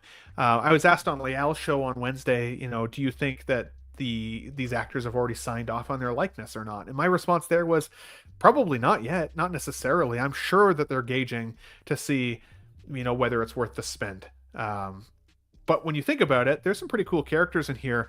We've seen Blade from the past. We've seen Elektra from the past. One of my favorite kind of older movies was the Daredevil film with Ben Affleck back in the day. Loved Michael Clark Duncan as Kingpin. He's awesome. Rest in peace, that gentleman. He was an amazing actor. Loved him. But Elektra was awesome in that film. I really didn't love her standalone Elektra movie. I'm not going to lie. It wasn't that great. But seeing her back was fun. To me, I will say, while I was expecting to be most excited for Gambit if he was going to be in the film, when he was in there, I thought he looked a little weird in the costume. He looked like a dude in a good cosplay outfit. He didn't scream Gambit to me. And I think he did his best. Channing Tatum did his best. But I don't know if I actually want him in figure format. I can't lie about it. I think the only one of the 4 that are currently teased for me would be a Blade. Because Blade is freaking awesome. And I don't have a Blade from Present Toys or any of the past. Even the old Hot Toys one, never got it. But even then, this isn't my favorite look for Wesley Snipes' Blade. So even then, do I need it? So I almost regret making that top 10 excited video, because now that I think about it going back, I'm like, did I actually really want any of those? And the answer is not really. I think the only one that I actually still would want is Johnny Storm. And I think they could do it because they've obviously done a shit ton of Chris Evans likenesses in the past. And maybe some of these different Wolverine variants. Calvarine could be cool. Some of the other ones would be cool. Maybe Short King. But again, I pose the question back to you. Eddie, would you get yourself a Short King Wolverine is the first question. And then B, what is the most exciting of these if these come out? What are your thoughts? The answer is yes, Eddie. The only answer is yes. I was going to say, in that lineup, if it was comic accurate, Wolverine would be shorter than all of them. But because it's Hugh Jackman, he's taller than all of them. So Wolverine is the biggest one in that picture. That's funny. But no, of all of those variants, I'm not going to lie, I want them all. Short King is probably the only one I'd skip. So that's the one you'd skip. But I want all of That's those. the wrong answer, Eddie. I know, I'm sorry. Don't look outside. As far as the teases go, I think my order is gonna be different than literally the entire collecting community. I actually, Elektra's at the top for me. I didn't watch the solo Elektra film. I only know her from the Daredevil movie, and I loved her in that movie as Elektra. And I loved seeing her again. And I think Jennifer Garner's underrated as like a hot action chick. Like, what's that movie Valentine? Or it's like she played an action like an ex-spy or something, and dude, that's a sick movie. And so she's great at action. I think she should do more action stuff, and I think she is doing more. But so that she's my number one, and then I think Blade is number two. Those are kind of tied for 1 and 2 though, but because Blade is awesome. Even this version of Blade, like, I don't care, it's still sick. And then 3 would be X-23. She looked awesome, coming back, and I'm not gonna lie, she's freaking hot. So she's my number 3. And then, yeah, dude, I'm happy for Channing Tatum that he got to see his dream realized playing that character, but I'm not gonna lie, didn't love it too much. Not that I hated it, but like I said it on CW, I think he's just too thick in the face now. Like, he age hit Channing Tatum. Like 21 Jump Street Channing Tatum probably could have played Gambit, but he's just getting too old now, I think, and his head is like really thick, and I think that's what bugged me. Like, he looks a little stocky in that suit, and I'm like, damn, I like when they do comic accurate suits, but I think a little modernized suit might have been better. Like, maybe don't put the headpiece on him, maybe just let him have a buzz cut for Channing Tatum. He's used to having that buzz cut. I don't know, I liked the action part of it. Like, when he's fighting, I was like, oh, it's dope. He did a bunch of cool action stuff. But yeah, when he talked and we was just standing there, I was like, oh, dude, it's too much, man. It's too much. And some of the lines, they were hilarious, and I was like, that's funny, but it's like, dude, that's a lot, man. Yeah, absolutely. JB says Alias TV show with Jennifer Garner, awesome show. Great show. Still holds up in my opinion. I think you nailed it though, Eddie. I think that they could have made some changes, and comic accuracy is actually something that I wish we had seen, especially from X-23. I was shocked we didn't get to see her in a comic accurate suit of some sort, even if she started in her kind of normal like jean vest sort of thing. And because she's older, I think she'll pair well enough with an Old Man Logan. If you have maybe one in your collection, I think you could still put her in there and kind of pass it off as the display from the Logan film, especially since she still comes, hopefully as a character anyways, will come with her little sunglasses, I think, which is really a key piece of that. But X-23 in the comics is hot and awesome and like has some really badass outfits. I would have loved to see what they could have done with that. Sam Gist makes the point that I think is kind of rumbling around in my brain, and says the problem with these figures is that most people want the OG releases of these figures. I can't imagine getting a Blade without his trench coat or iconic sword. Kind of agree with that. Want to say a special shout out to our channel member and my mother who brought me into this world in order to get nuts with you guys every Sunday. Rachel Miller, love you. Hope you're doing well. Thanks for tuning in.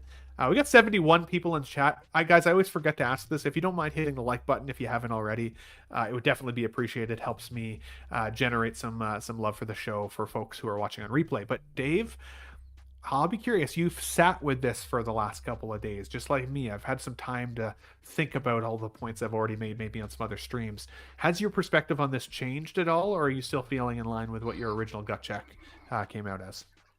I just want to really give more spotlight to to Eddie calling Channing Tatum out and saying, "You got a thick head, boy." That was beautiful, sir. Had to be done, man. That was masterful. Yes, because we were all thinking it. We got this Gambit's such a he's such a stringy guy, and you got this meatball of a head. and this weird little whatever the hell the thing is called, I don't remember because why. But yeah, dude, and that was a hard thing for me too, because like I think everybody loved seeing him show up as Gambit. I don't think that's even part of the debate. But yeah, when I first saw him, I was like, who is this sausage of a man wearing this suit? And I will say though, he grew on me. It was hilarious, but also, as far as I know, pretty accurate to Bayou speak. The voice was pretty good on it. He got the moves down for damn sure he did. His action scene was pretty cool. Yeah. And there was this one little moment during the action scene that cemented it for me. was where he was in the middle of, tossing the cards around, and he let out this weird little laugh, and before he threw out this one card, and I was like, oh shit, that's Gambit. That's Gambit. That he did. They did it. He's having a lot of fun with it. That for me, that was it, man. They did it. So Gambit's definitely for me. It's like I am torn about getting the whole line. I don't necessarily want to buy a whole line unless every single character in it is a must-have for me. Elektra and Blade are not must-haves for me, but I can see myself regretting not having them because Blade is one of in film. Blade is one of the most iconic, taking it back, to Marvel film beginnings almost. Would we have even ever had Marvel villain or superheroes and villains if it weren't for some of those original Blade films? Right? I'm sure we would have, but it wouldn't have been in the way that it was. Like the Blade movies allowed for this to progress as it has, and that's really important to the whole medium. And Blade was a great movie. Wesley Snipes was fantastic. So I'm debating, like, I want to. Holds up. Oh yeah, absolutely. And talking about just these particular four, X-23 was always on my list. I was iffy on Gambit, but no, I gotta have Gambit too. I gotta have my mutants. I already have 2 Gambits. I have the animated Gambit. I got the So-So Gambit. Give me the movie Gambit. I want him too. But like at this point, every figure from this movie that's been either released or announced or put up for order, I plan to have all of them except for those 2. And then I'm thinking, well, am I gonna be upset that I don't have the whole thing? Because this is my number 1 movie. This movie took over as my number 1 movie when I watched it. And my number 1 movie, I don't know if I've told you this. I've mentioned it on a couple other streams. I think so. Since the 80s, my number 1 movie has been a struggle between Labyrinth and The Princess Bride.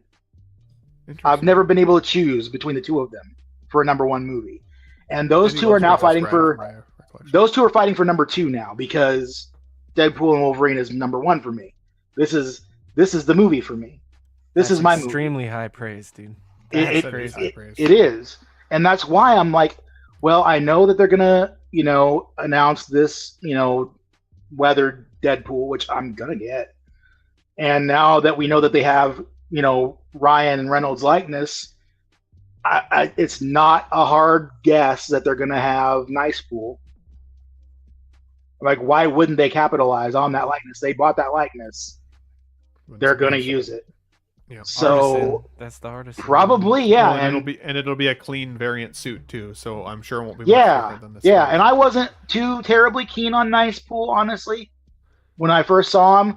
But again, he's grown on me. I actually really, I think it was like my 7th or 8th watch of the movie. I was like, you know what? I like this guy.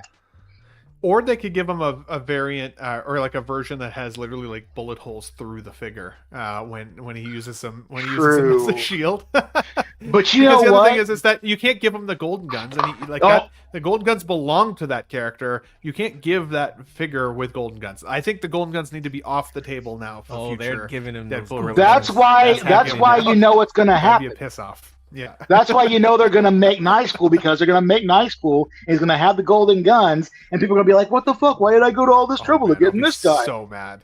Everybody who went day 1 when he was released in Hong Kong and paid all that money, yup, better believe Hot Toad's going to be like, that's why you're my bitch. Don't put that negativity out there in the world. But if they do it, I'm going to get him. And if they do another, variant of Wolverine, I'm going to get them. But here's the caveat to that too: I don't fucking like Cavalry. No, you just weren't a fan of seeing him in there, or I don't like what he represents. That hurt me just as much as the short Wolverine hurt you. I know. And I love Henry Cavill. I do. I don't watch The Witcher anymore because it's not Henry Cavill. I'm not going to watch it without Henry Cavill. I love Henry Cavill as Superman. I don't love what they did with him, but I love him in the suit. He's perfect. I love Henry Cavill. I'm going to watch the Warhammer thing. I don't care about Warhammer, but Henry Cavill's doing it. I'm going to watch it. But here's the thing, like, we've had a too tall Wolverine for so fucking long. And I'm so fucking sick. I'm so sick of not having a proper Wolverine. And oh my God, I can't, the aneurysms. I cannot with tall. I don't want another tall Wolverine. Don't give me another fucking tall Wolverine. I don't fucking want it. All right. Hugh Jackman is great. I love Hugh Jackman. I'm happy for him that, you know, this was a big deal for him in his career. I think he's a phenomenal actor in everything that I've seen him do outside of this as well. I think he did great as Wolverine. I love him as Wolverine. But the man is a full foot taller than Wolverine, towering over everybody else. And people can say that it's not important all fucking day. You're wrong. It is. Wolverine's stature is a very important character aspect, right? Like it actually means something to the character, how tall he is, what he looks like, how people perceive him versus how he is. It's a big deal, and they need to actually pay attention to that. We had all this bullshit going on with garbage representation. Let's turn. So they're talking about making Clark Kent black at one point. Why? There are plenty of black Supermen in the multiverse that you could do. There was a president black Superman. There was a comic book variant of that too, but yes, absolutely. You don't have to make Clark Kent black. Just do a black Superman. They exist.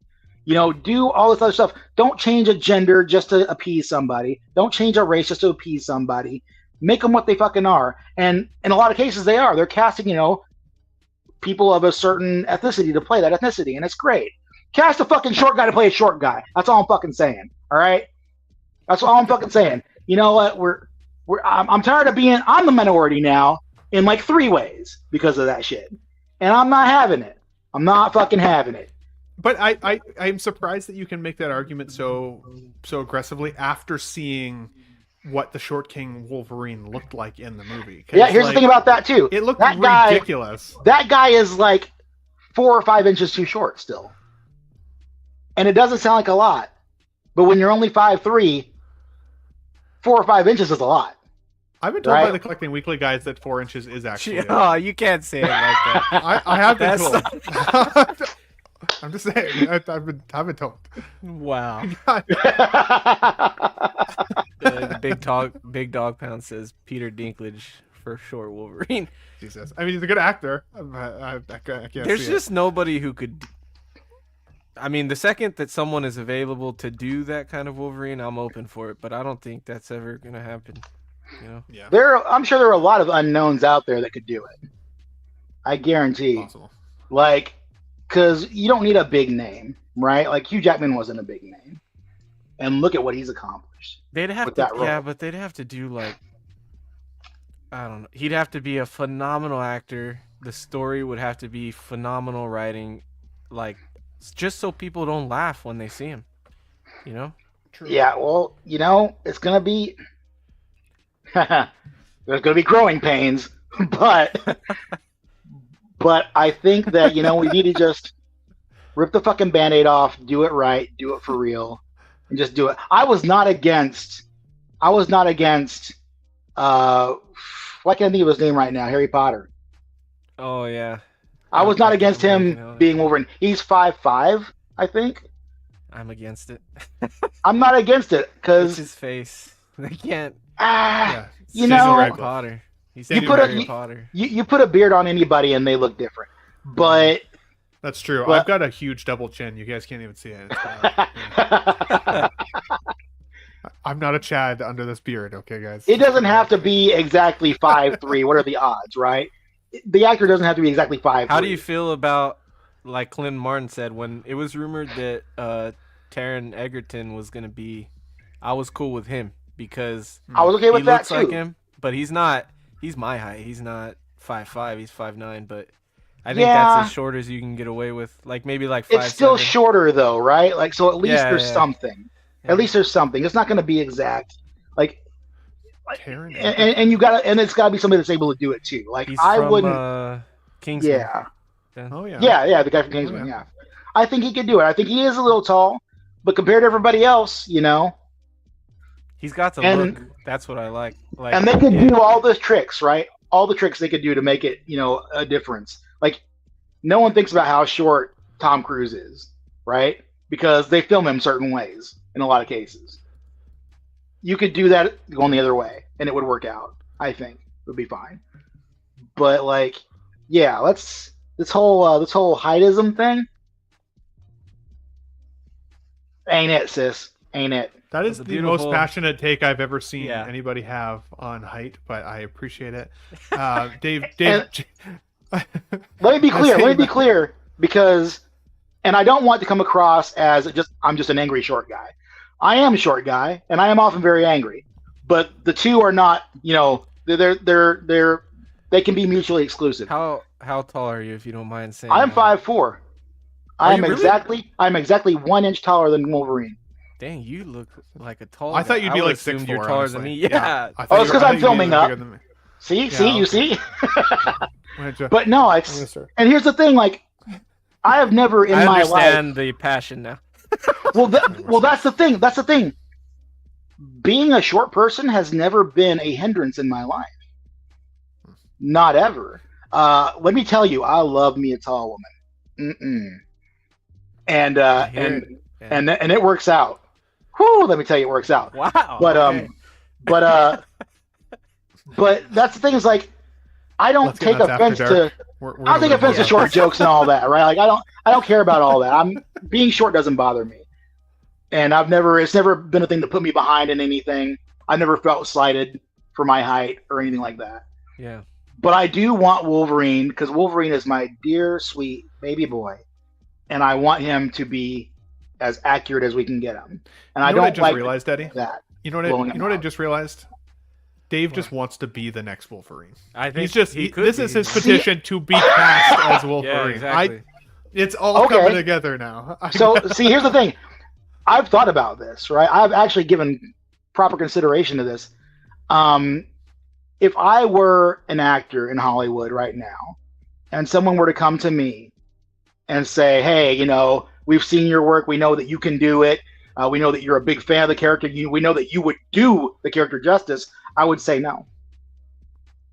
Because I need a proper milky white Canadian boy Wow. Ben, to be Wolverine. the signal has been raised. I know they can do it, but I don't really look the part. I don't look the part, and I want someone that looks the part. That's important to me, right? Like, that's a big deal. I think you People do it in com- the face. I don't see it. I don't see it in the face.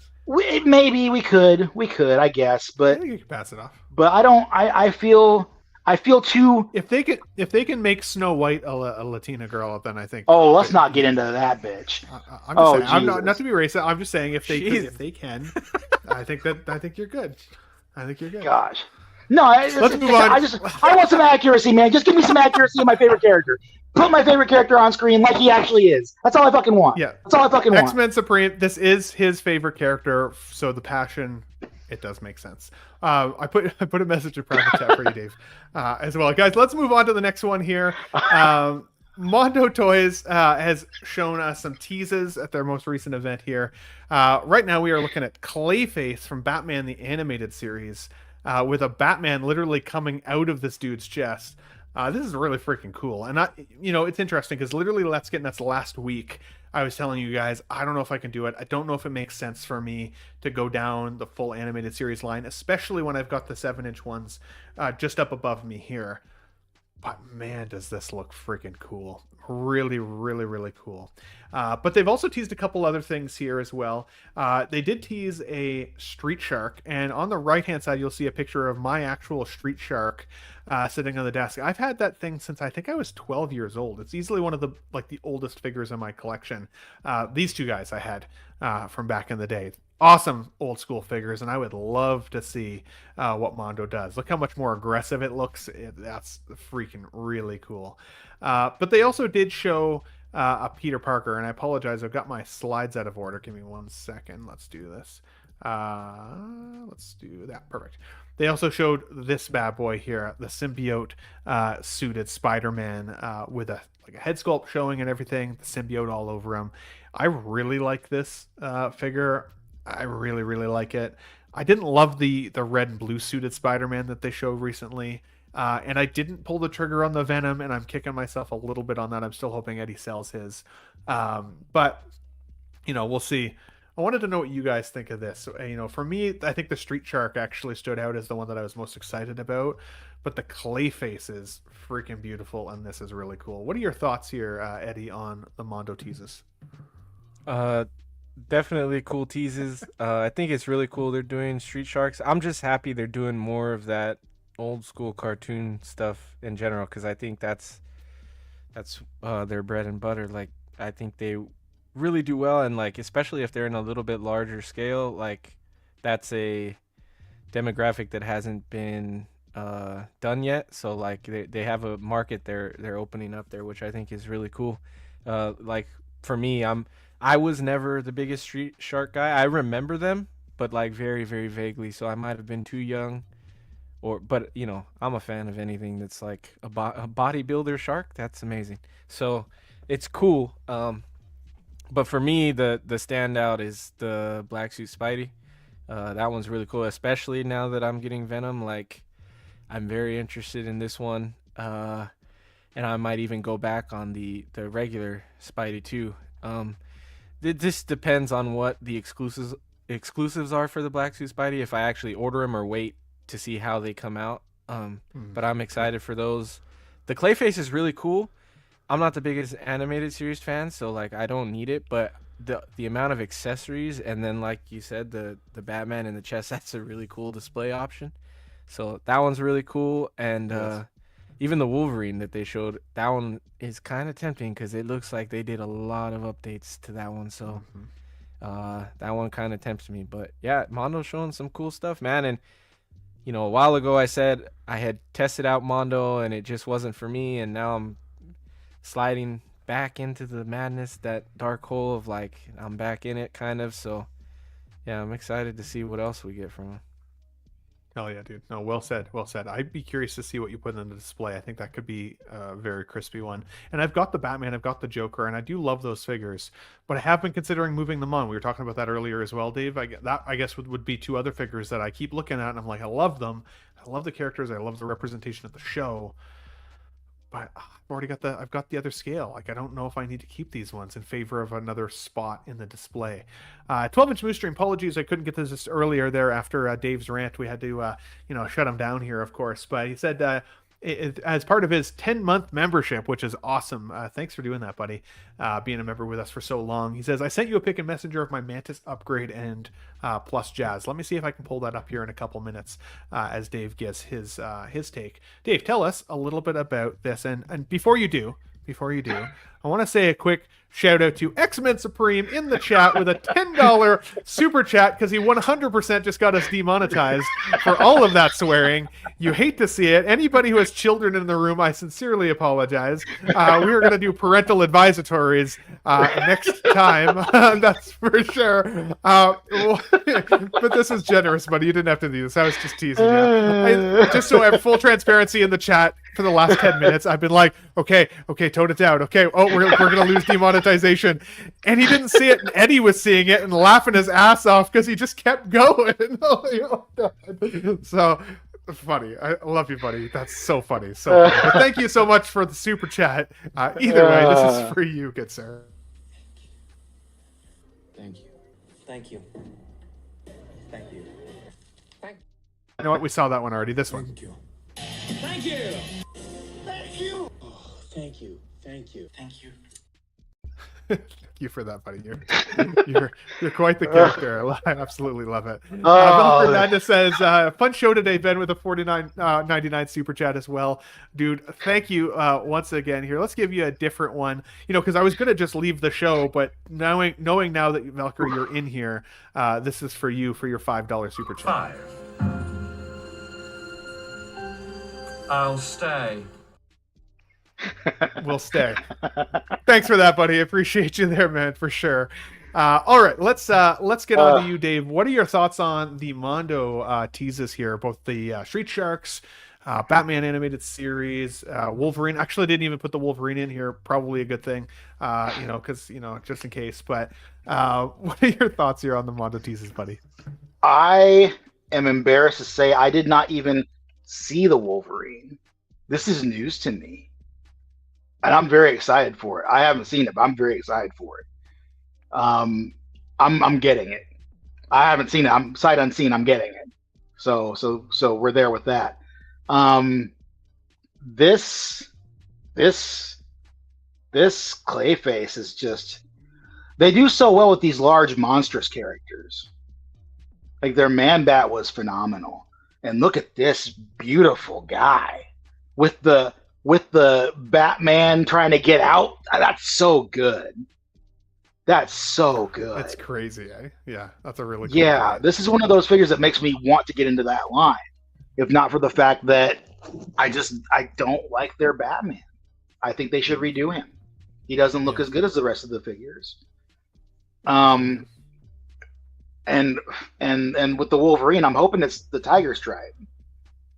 Again, I don't know what it is. I haven't seen it. I'm gonna have to look it up. Let me see if I can find it here. But because that figure was there first in the X-Men line, and he was done by a different sculptor, so he looks not different enough to be a bother, but he does look different, and I think he could look better. And their technology has come up a little bit to where they could make him a little bit better than they made that figure, the claws in particular. So I'm very excited for that. Whatever it is, I'm excited for it.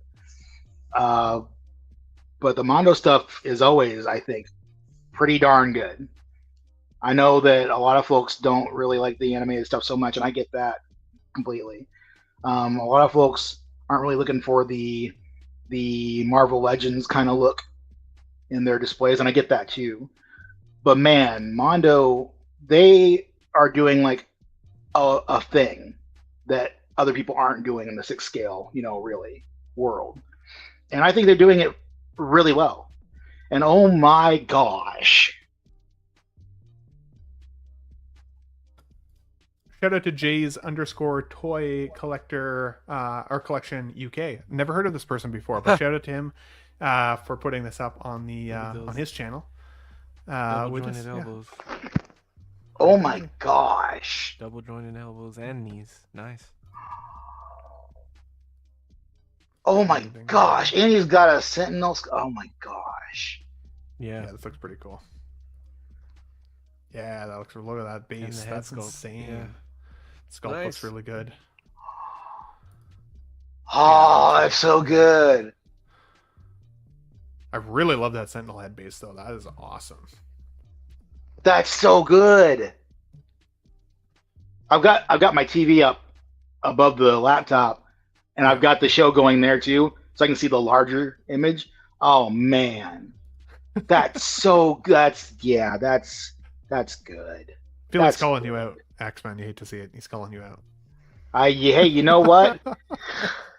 We're gonna need a change of jeans. It is what it is, man. Yeah. It is. Who said I'm wearing jeans? Oh God. That's awesome, buddy. That looks pretty cool. That looks pretty cool. No, I'm very excited. Oh, wow, man. Jeez. That's. Well, there you go. You got it live right there. That was something. That's genuine reaction. It's hard not to have those reactions sometimes when I do my reaction videos, because anything that I'm really excited about, I'm like, oh, that's freaking awesome. Oh my God. Okay. I got to think of what I actually want to say, not just my gut check, right? So what a time to be a Wolverine fan. Man. Harry Dempsey says, the update to the tech that they used on Clayface also gives me hope for future of the line. 100%. Absolutely. Blurred Dad Life, one of our greatest channel members out there for sure. I says, Ben, did you order Dr. Crusher? And I will say, yes, I did.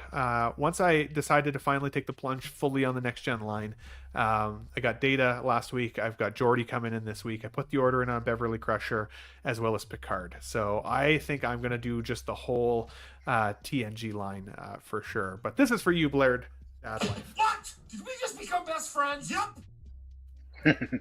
Thanks for the super chat, man. Definitely appreciate it for sure as well. Guys, let's move on because we got about 10 more minutes of the show, maybe about 15 more minutes of the show, and 2 more topics that I want to briefly discuss here. One has to be that Deadpool for sure.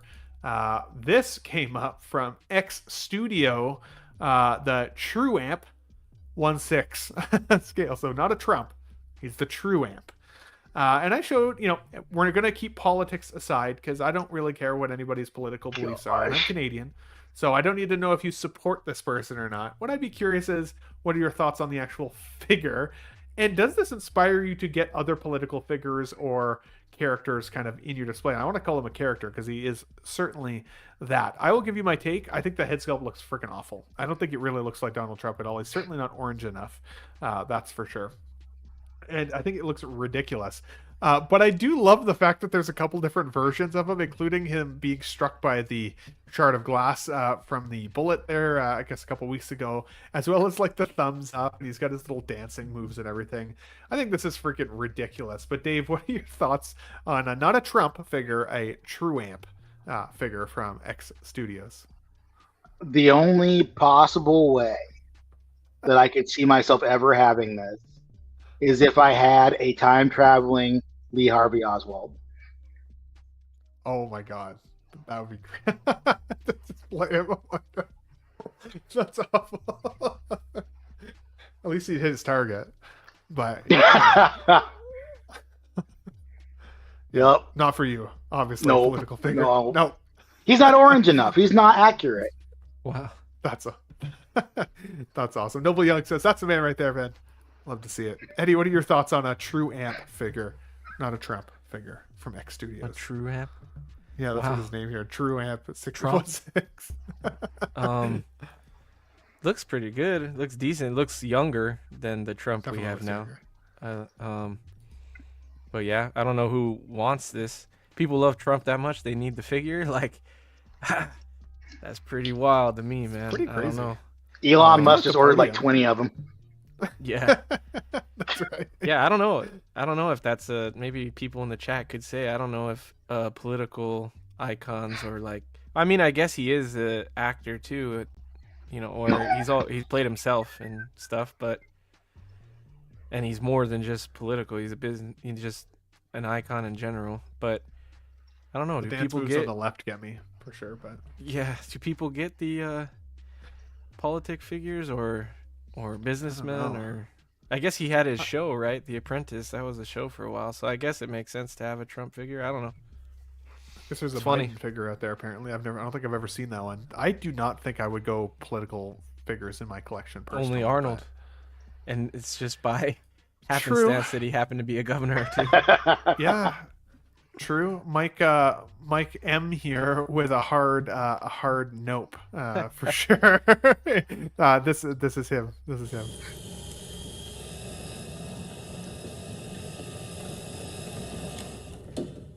How about nude? Totally agree. Totally agree. No, I'm with you, Eddie. I don't think for me political figures of any sort, Canadian or American otherwise, I think would be anything for me. I'm seeing no buys in this. If there's a person that wants to buy this, we won't even shout you out in a bad way, but let us know if this is something that would be interesting for you. Or do you have a political display? What does that look like? I'd definitely love to hear from you guys in the comments on this one. But I Was wanted to Clint put this Eastwood a up mayor? mostly just for fun. I think he must have been. I don't know. Unless That's he's talking pretty about one of crazy. his movie roles, but Didn't know about that. Huh. I don't think I knew that either. Neil Riffic says lots of pigs of cartoon characters. No doubt. This guy, he's an interesting character. That is very true. This also popped up. Tokyo Comic Con. We're getting to see a new representation of the Iron Patriot. I gotta say, this is also very much a pass for me. I don't know if it's Comic Con exclusive specifically. If it is, it's not even something that I would try to personally chase down. I do still think that my favorite representation of Iron Patriot was from the first like roadie representation of him, like with the big like chunkier War Machine repainted suit. I think that was my favorite variant. I don't think I would go another variant, but I'm also a Canadian citizen, not an American citizen, so maybe this resonates better with you guys. For me, it's definitely a pass. And Honest Hansel, I would not get a Trudeau figure either. He'd probably come with a blackface variant head sculpt. No. Yeah, he's literally done that. It's insane. So yeah, it's literally true. What are you guys' thoughts on the this variant of Iron Patriot? Dave, I'll start with you actually on this one, buddy. More comic figures are always a good thing. I mean, it's not for me. I think it's cool that they're doing it. I feel like it makes sense that they did, another variant of Iron Man. And if they're gonna go with Iron Patriot from the Dark Avengers, hey, that's pretty cool. I think he looks pretty decent. I never really followed the Dark Avengers line, the storyline, so I don't know a lot about his shield. I know that he has one, but I thought for some reason in my mind it's like more of an energy shield, but maybe it's not. But I think it looks cool. I think this bodes well for the future of comic figures. I'm glad to see them doing more of them. So many more of them in such a short period of time. Even. Yeah. That's pretty cool. To be all full transparency, Dave, I did not even know this was a comic variant. I didn't know this. Yeah, it's Norman Osborn. Existed. Oh, okay. You know what? Actually, I think I heard that randomly in passing the other day, and I just didn't put two and two together. Yeah, Norman Osborn. He had a whole team. Like he had Sentry was on the team. Bullseye was there as their version of Hawkeye. Crazy. You had you had Dakin was their Wolverine. Crazy. And a couple others. It's interesting. So if you had this Iron Man, you could technically put him with the black and red variant Spider-Man that came out for pre-order not that long ago as well. I can't remember what that one was called. I think it was called Superior Spider-Man. The Superior Spider-Man. They didn't have it the same space. Superior Spider-Man wasn't on the team, but Venom was. But he looked more like character. I mean, right? Like they were Norman Osborn, I think, right? Under the suit. Yeah. So if you were a big Norman fan. No. That was Doc Ock that had taken over Peter's body. Yeah. Yes. Yeah. But they did both happen. Okay. I'm confused. Green Goblin was Norman, of course. Yeah. But Venom was the Spider-Man for their team. Crazy. That's cool. What are your thoughts here, Eddie? And by the the way, Agent Neil Venom? Horrific, yes, we could use a Captain Canuck figure, 100%. What are your thoughts on this one, buddy? It looks cool. I'm kind of out on all the different Iron Man variants, but it looks cool. And if people want it, they can get it. I would think they're gonna do it limited. I don't know. I guess this goes back to everything being on sale now, and like if that's good for the hobby or whatever, and like I feel like all these variants go on sale, and it's like, can they afford to just keep making them when they keep going on sale, Like, I get it, people want Iron Man, but like it doesn't seem like they're doing too well. Like even the limited release Iron Man, I don't think is hard to get, the black and gold one, so like I don't know if they can keep churning them out and making money off of them. If they want to keep losing money, they can keep doing it, but yeah, I don't know. It doesn't excite me at all. Yeah, no. To be honest, it was the same. It was the same thing. I almost didn't even put the slide on the show today because I'm like, it's a meh for me. But people are interested in it up to a certain extent, and the Iron Man collectors definitely, for sure. I'm confident of it. Would want this in their display. So, Pop Culture Relic says next, you're in charge, sir. Let's move on to this for the last show topic of the day. Apologize for the potato camera that was used in order to capture this this photo. But we're looking at a Ryan should get a better camera phone. Yeah, battle damage variant of Deadpool with a head sculpt and all the fixins, it looks like, with regards to the Wolverine claws and everything that are in that first opening scene with him dancing around, having a good time. I think it's interesting because when you saw these claws with the character himself, he wasn't battle damaged yet, right? He still had the clean look. So I don't actually think that these claws go very well with this figure. Also, the Deadpool figure itself from this film came out extremely quickly. I've heard a lot of collectors out there saying, well, it's going to take 2 years to see this anyway, so what's the point? I don't even know if it will. I'd be curious to see if it's actually going to take that long. I don't think there's an announced date for release yet. But that other Deadpool came out way faster than I expected. When I put the pre-order in, and then it was like within a month that it was in my display, I thought that was pretty wild. In terms of the head sculpt, I think it's shitty that the first version didn't come with it, to be honest. The first Deadpool that we got from this third film here, the Deadpool and Wolverine, it felt very much like that Spider-Man that we got from No Way Home. Like before everybody got to see the movie and realized that Spider-Man suit, that black and gold variant suit, the inside out suit, didn't look at all like the figure itself. And when you saw the film, it was like a very different figure.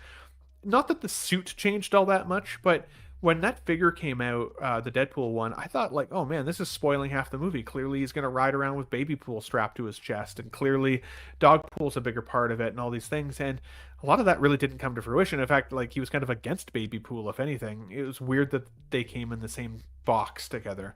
I would have rathered see the majority of these accessories come in the clean box and have a battle damaged version come with something else. Now, it does look like this could be not showing us everything with this figure. I'd be curious to know if we're going to see maybe a Wolverine skeleton underneath that black foam, or like what else is in there? What does the display base look like? What else is in the box? But a lot of people have been asking, should this piss us off as collectors? Does this frustrate us that this is here now, or that this is going to be, coming up for pre-order? For me, my answer is no. It's not. I told you guys about that video I made earlier today when we were talking about the other characters. A battle damaged Ryan Reynolds sculpted version was actually, I think, second or third on my list of characters that I'd like to see them make. I'm okay with my clean version. I don't know if I would display the head sculpt. The only reason I'd want to is because it's Ryan Reynolds. But, I mean, he looks like an avocado. So, like, I don't even think he necessarily is needed in the display. I can pass on this one and not feel frustrated by it. I think it's a different enough figure to justify it. Unlike the comparisons that I've heard out there of Chrome Mando versus Beskar Mando, I don't think it's like that. I don't think that they're saying, look how much better this figure is than the one that you already have. I think that they've really gone out of their way to try and give us something different. So that's my take here. Eddie, what are your thoughts here on this announcement? Were you frustrated by this, or did you find it like, were you expecting it, kind of like I was? Where are you at? I think I was expecting it because Hot Toys does this kind of thing, but it actually does frustrate me, the way they decide to do things, because I think, I get it, they're trying to make money, but I think they could still make money and do it a little better.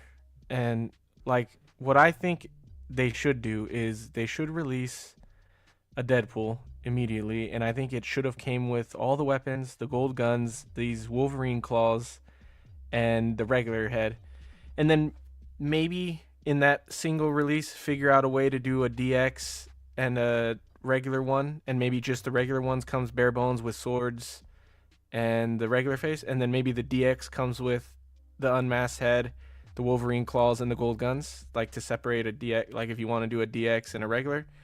That should have been the first release. And then later on, if they want to even do a limited run to do one of those RSVP things where you got to wait in line and hopefully you get the 2000 or whatever, then they could do a battle damage. It still comes with the same accessories. It's just battle damage and limited. I feel like that's the best of all worlds. Like, I know someone's going to want a battle damage, but I feel like less people want a battle damage in a clean, so you get that chance to get the battle damage.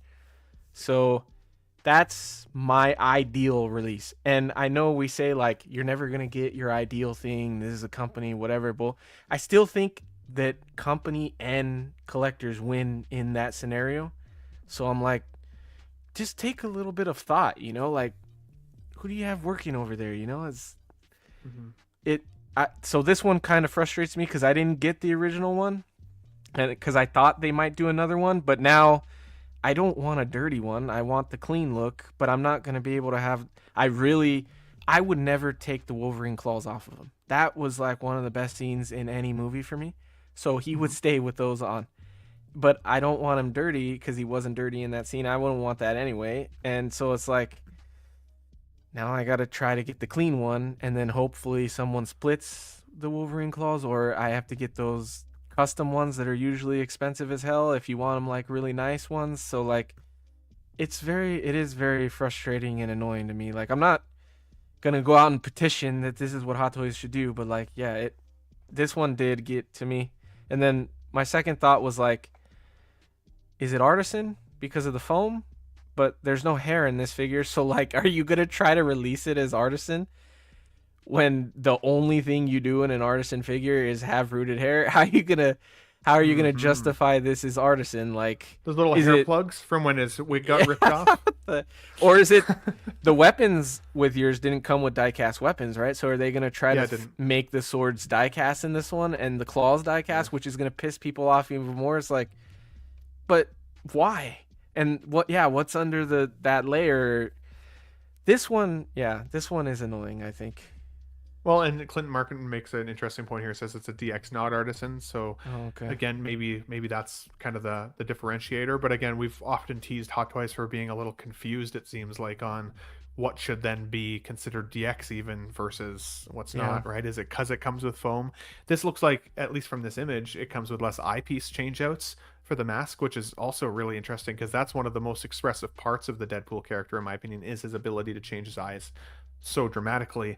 And if any of you guys watched my my review on not this or that, but the versus the Deadpool 2 versus the Deadpool 3 figure, the eye color that they've changed the new figure to for Deadpool is amazing. Like the white, the brightness there was so much better. I would argue this doesn't even look that battle damaged, Eddie. This looks more just dirty to me than battle damaged, which is also a little odd. Not something that you could swap out for a nice pool instead, potentially, if they ever give us that as an artist sculpt, like we joked about earlier. But no, yeah, good thoughts there, buddy. Good thoughts. What about you, Dave, on this? Was this something that frustrated you as a collector? Did it make sense to you? Is it like, was this just kind of Hot Toys being Hot Toys? Do you think they should have waited a little bit longer? What are your thoughts? I think this option should have come out as soon as the Hot Girl Summer Wolverine came out. I feel like it should have been in closer proximity because people, were in that deciding phase. Do I get this or do I get that? Yeah. I do think it's an interesting, accessory swap because like Eddie said, well, this guy should have the golden guns and baby pool, and the other clean version should have the claws, if anything. But for me, I'm getting them both anyway. I'm glad that they're doing it. This does not read final packaging to me. I think this is just something they slapped together to send to Ryan Reynolds for his approval. And now they're finally, let's go ahead and show that, because, you got the big old chunky foam blocks in between his arms and his body, and they don't do that with the DX packaging. It's molded to the whole body. So I don't think this is going to be at all what the final packaging is. Regardless, this is something that I'm going to get. I don't know how hard I'm going to have to try to get it. I don't know how limited it's going to be, if it's limited at all. I don't know if it's going to be one of those Sideshow exclusive things. I don't know, but I'm going to get it. I definitely like that they're doing that sculpt. And, like we were talking earlier, it's great to know that they have his likeness, because now we can expect to see probably a nice pool, which I wasn't really, so sold on to begin with. But now I'm like, yeah, I want a nice pool. I want that guy too, with his crazy shiny armor. Well, this is going to probably be like $350 after shipping, right? Or around there, maybe if not more. And it's like, Dave, he loves this movie. It's his number one movie now, so he's going to get all the figures from it, and it makes sense. I'm not hating him for that or that he's getting both, but it's like... Yeah, but not everybody is. Yeah, that's why I'm like, dude, they need to think... I guess they don't need to, because I'm going against shit I've argued in the past, but like, they need to, like... I mean, when are we going to call it that, like, I can't afford to get everything, so it's like, it's frustrating as a collector who wants to get their ideal version of this character that, like, Now I either gotta buy both, or like I said, like mix and match, which might end up making the first one more expensive than it should be. And it's like, Yeah. come on, Sure. man, like think of your collectors. You can still make money and think of a collector at the same time. There's a median there that you can hit that you're not even bothering to try. You're just completely money hungry now, which is like, I know in the past I've made the argument that like they're a company, they don't care, but like, come on, you can do both. You can be successful since you are technically still the dominating 1/6 producing company. Like, you can still be successful and help the collectors, especially right now when it's like people aren't buying whole lines anymore. People don't want to do that, and it's like, come on, man. What if they did then, like, I don't know, just putting a number out there, $150 accessory pack, kind of like they did with the Grogu accessory pack, where it just comes with maybe the Ryan Reynolds head sculpt, the claws, Yeah. like everything that people are buying customs of right now, like put all that in a box for $150, and you can buy that if you already bought the first variant. Do you feel like that would kind of eliminate those feelings that you're having, Eddie? That would definitely help me, but then that's going to create a whole nother issue with someone who's getting both and is worried about their value or something. Because like the predicament I'm in is gain for another collector that's going to get both and have that value on their figure. So that would fix it for me, but then you cause another issue which could have been solved if you had just done it the way I laid it out in the beginning. We would never have that.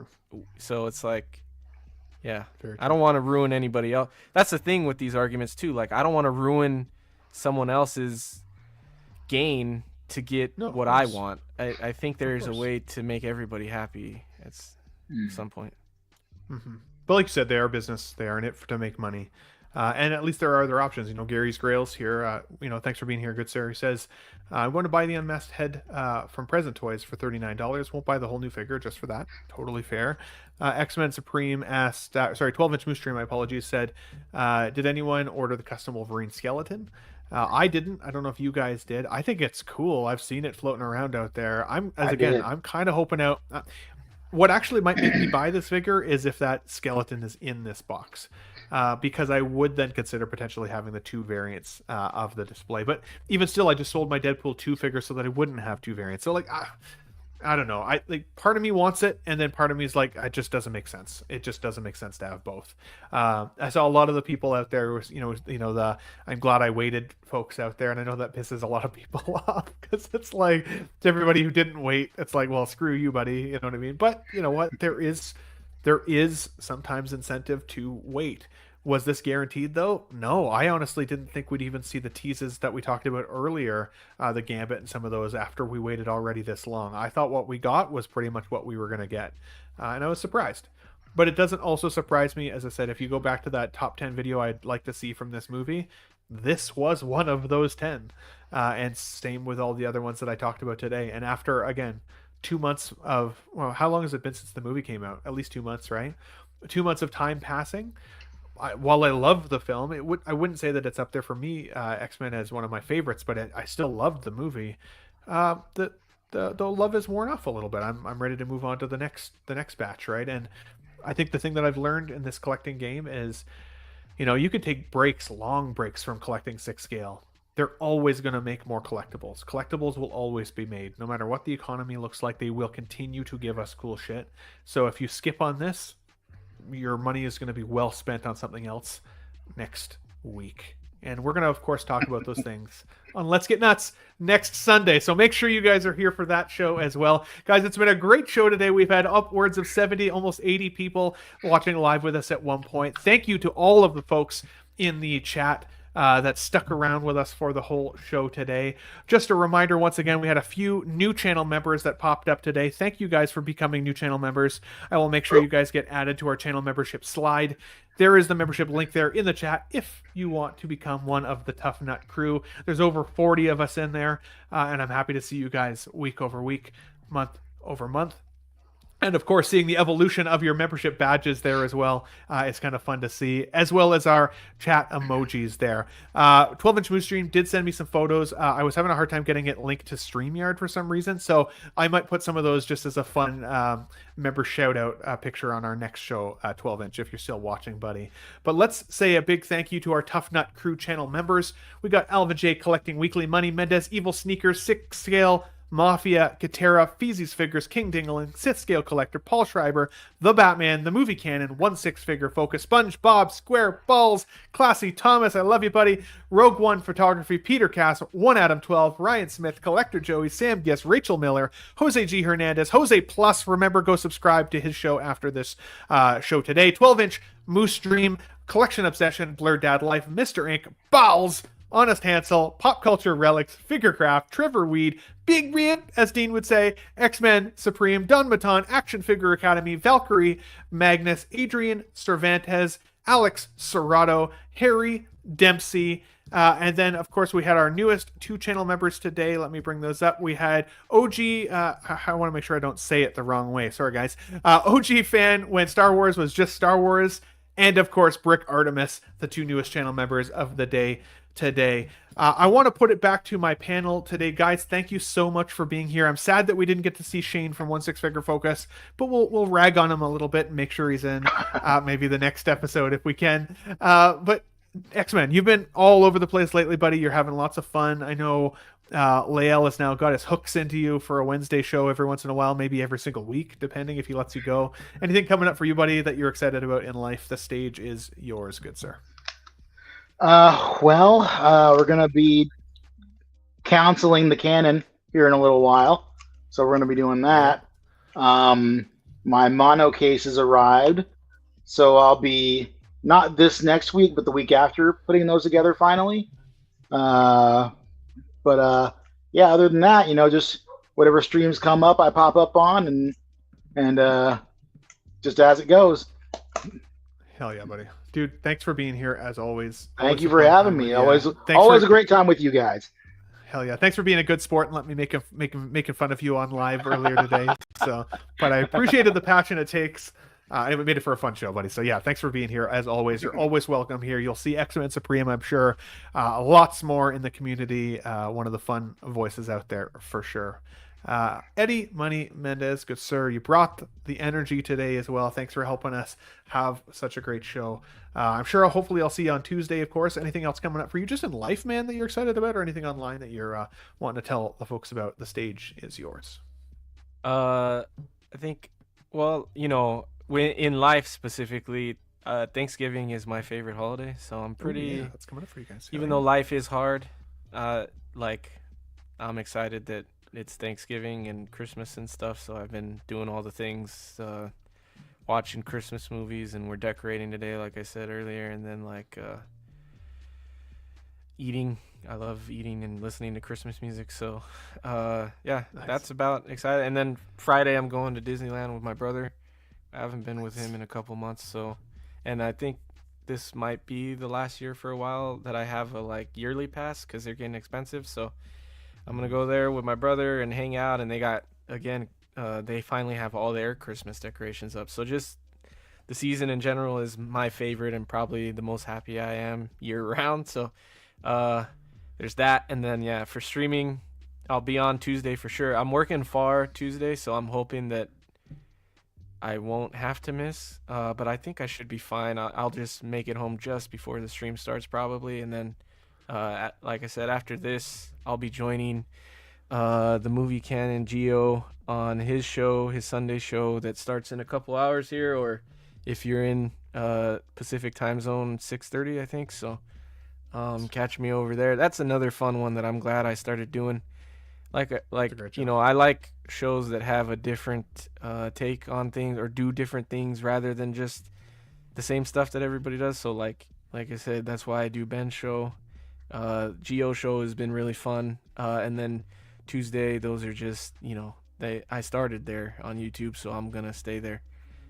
But yeah, should be fun, and I had fun today. And anytime I can, I'll join Ben when I can. So, and always good to see Dave too. Good guy. This is the Movie Cannons channel. Make sure you go over. He's got 13,000 subscribers already. Holy crap, that's awesome, Gio. Good job, buddy. Go over and check out the live stream tonight. Do me a favor and check that out, because yeah, it's a fun one, and I do like seeing the shows that aren't just necessarily figure news, kind of like you said, buddy, but that adds some element, some fun times in there, some games, some interesting discussions. Last time I was on Gio's channel, he put me up against Star Trek, The Dark Knight, and I can't remember what the third one was, but it made it for a very difficult choice of what one I would eliminate. As you guys know, I'm a very nostalgic person. But yeah, Eddie, dude, thanks for being back. Definitely appreciate it. Make sure you go check out all those other folks and all the other channels. Of course, if you are here because it's the Ben Thomas Show. We're getting nuts on the Sunday, but I want to say another big thank you to my panel, another big thank you to you guys, the folks out there in the world who watch us week over week, especially if you're catching it on the replay. If you don't mind hitting the like button on the way out the door, guys, if you haven't already, it would definitely be appreciated. But with that all said, Eddie, we got nuts. Thanks for watching, everybody. We'll catch you next week. Wow, what a great audience. Be sure to subscribe to my channel if you haven't already. Because it's gonna make you feel good. Where should I go? What should I do? Frankly, my dear, I don't give a damn. It's gone. It's all gone.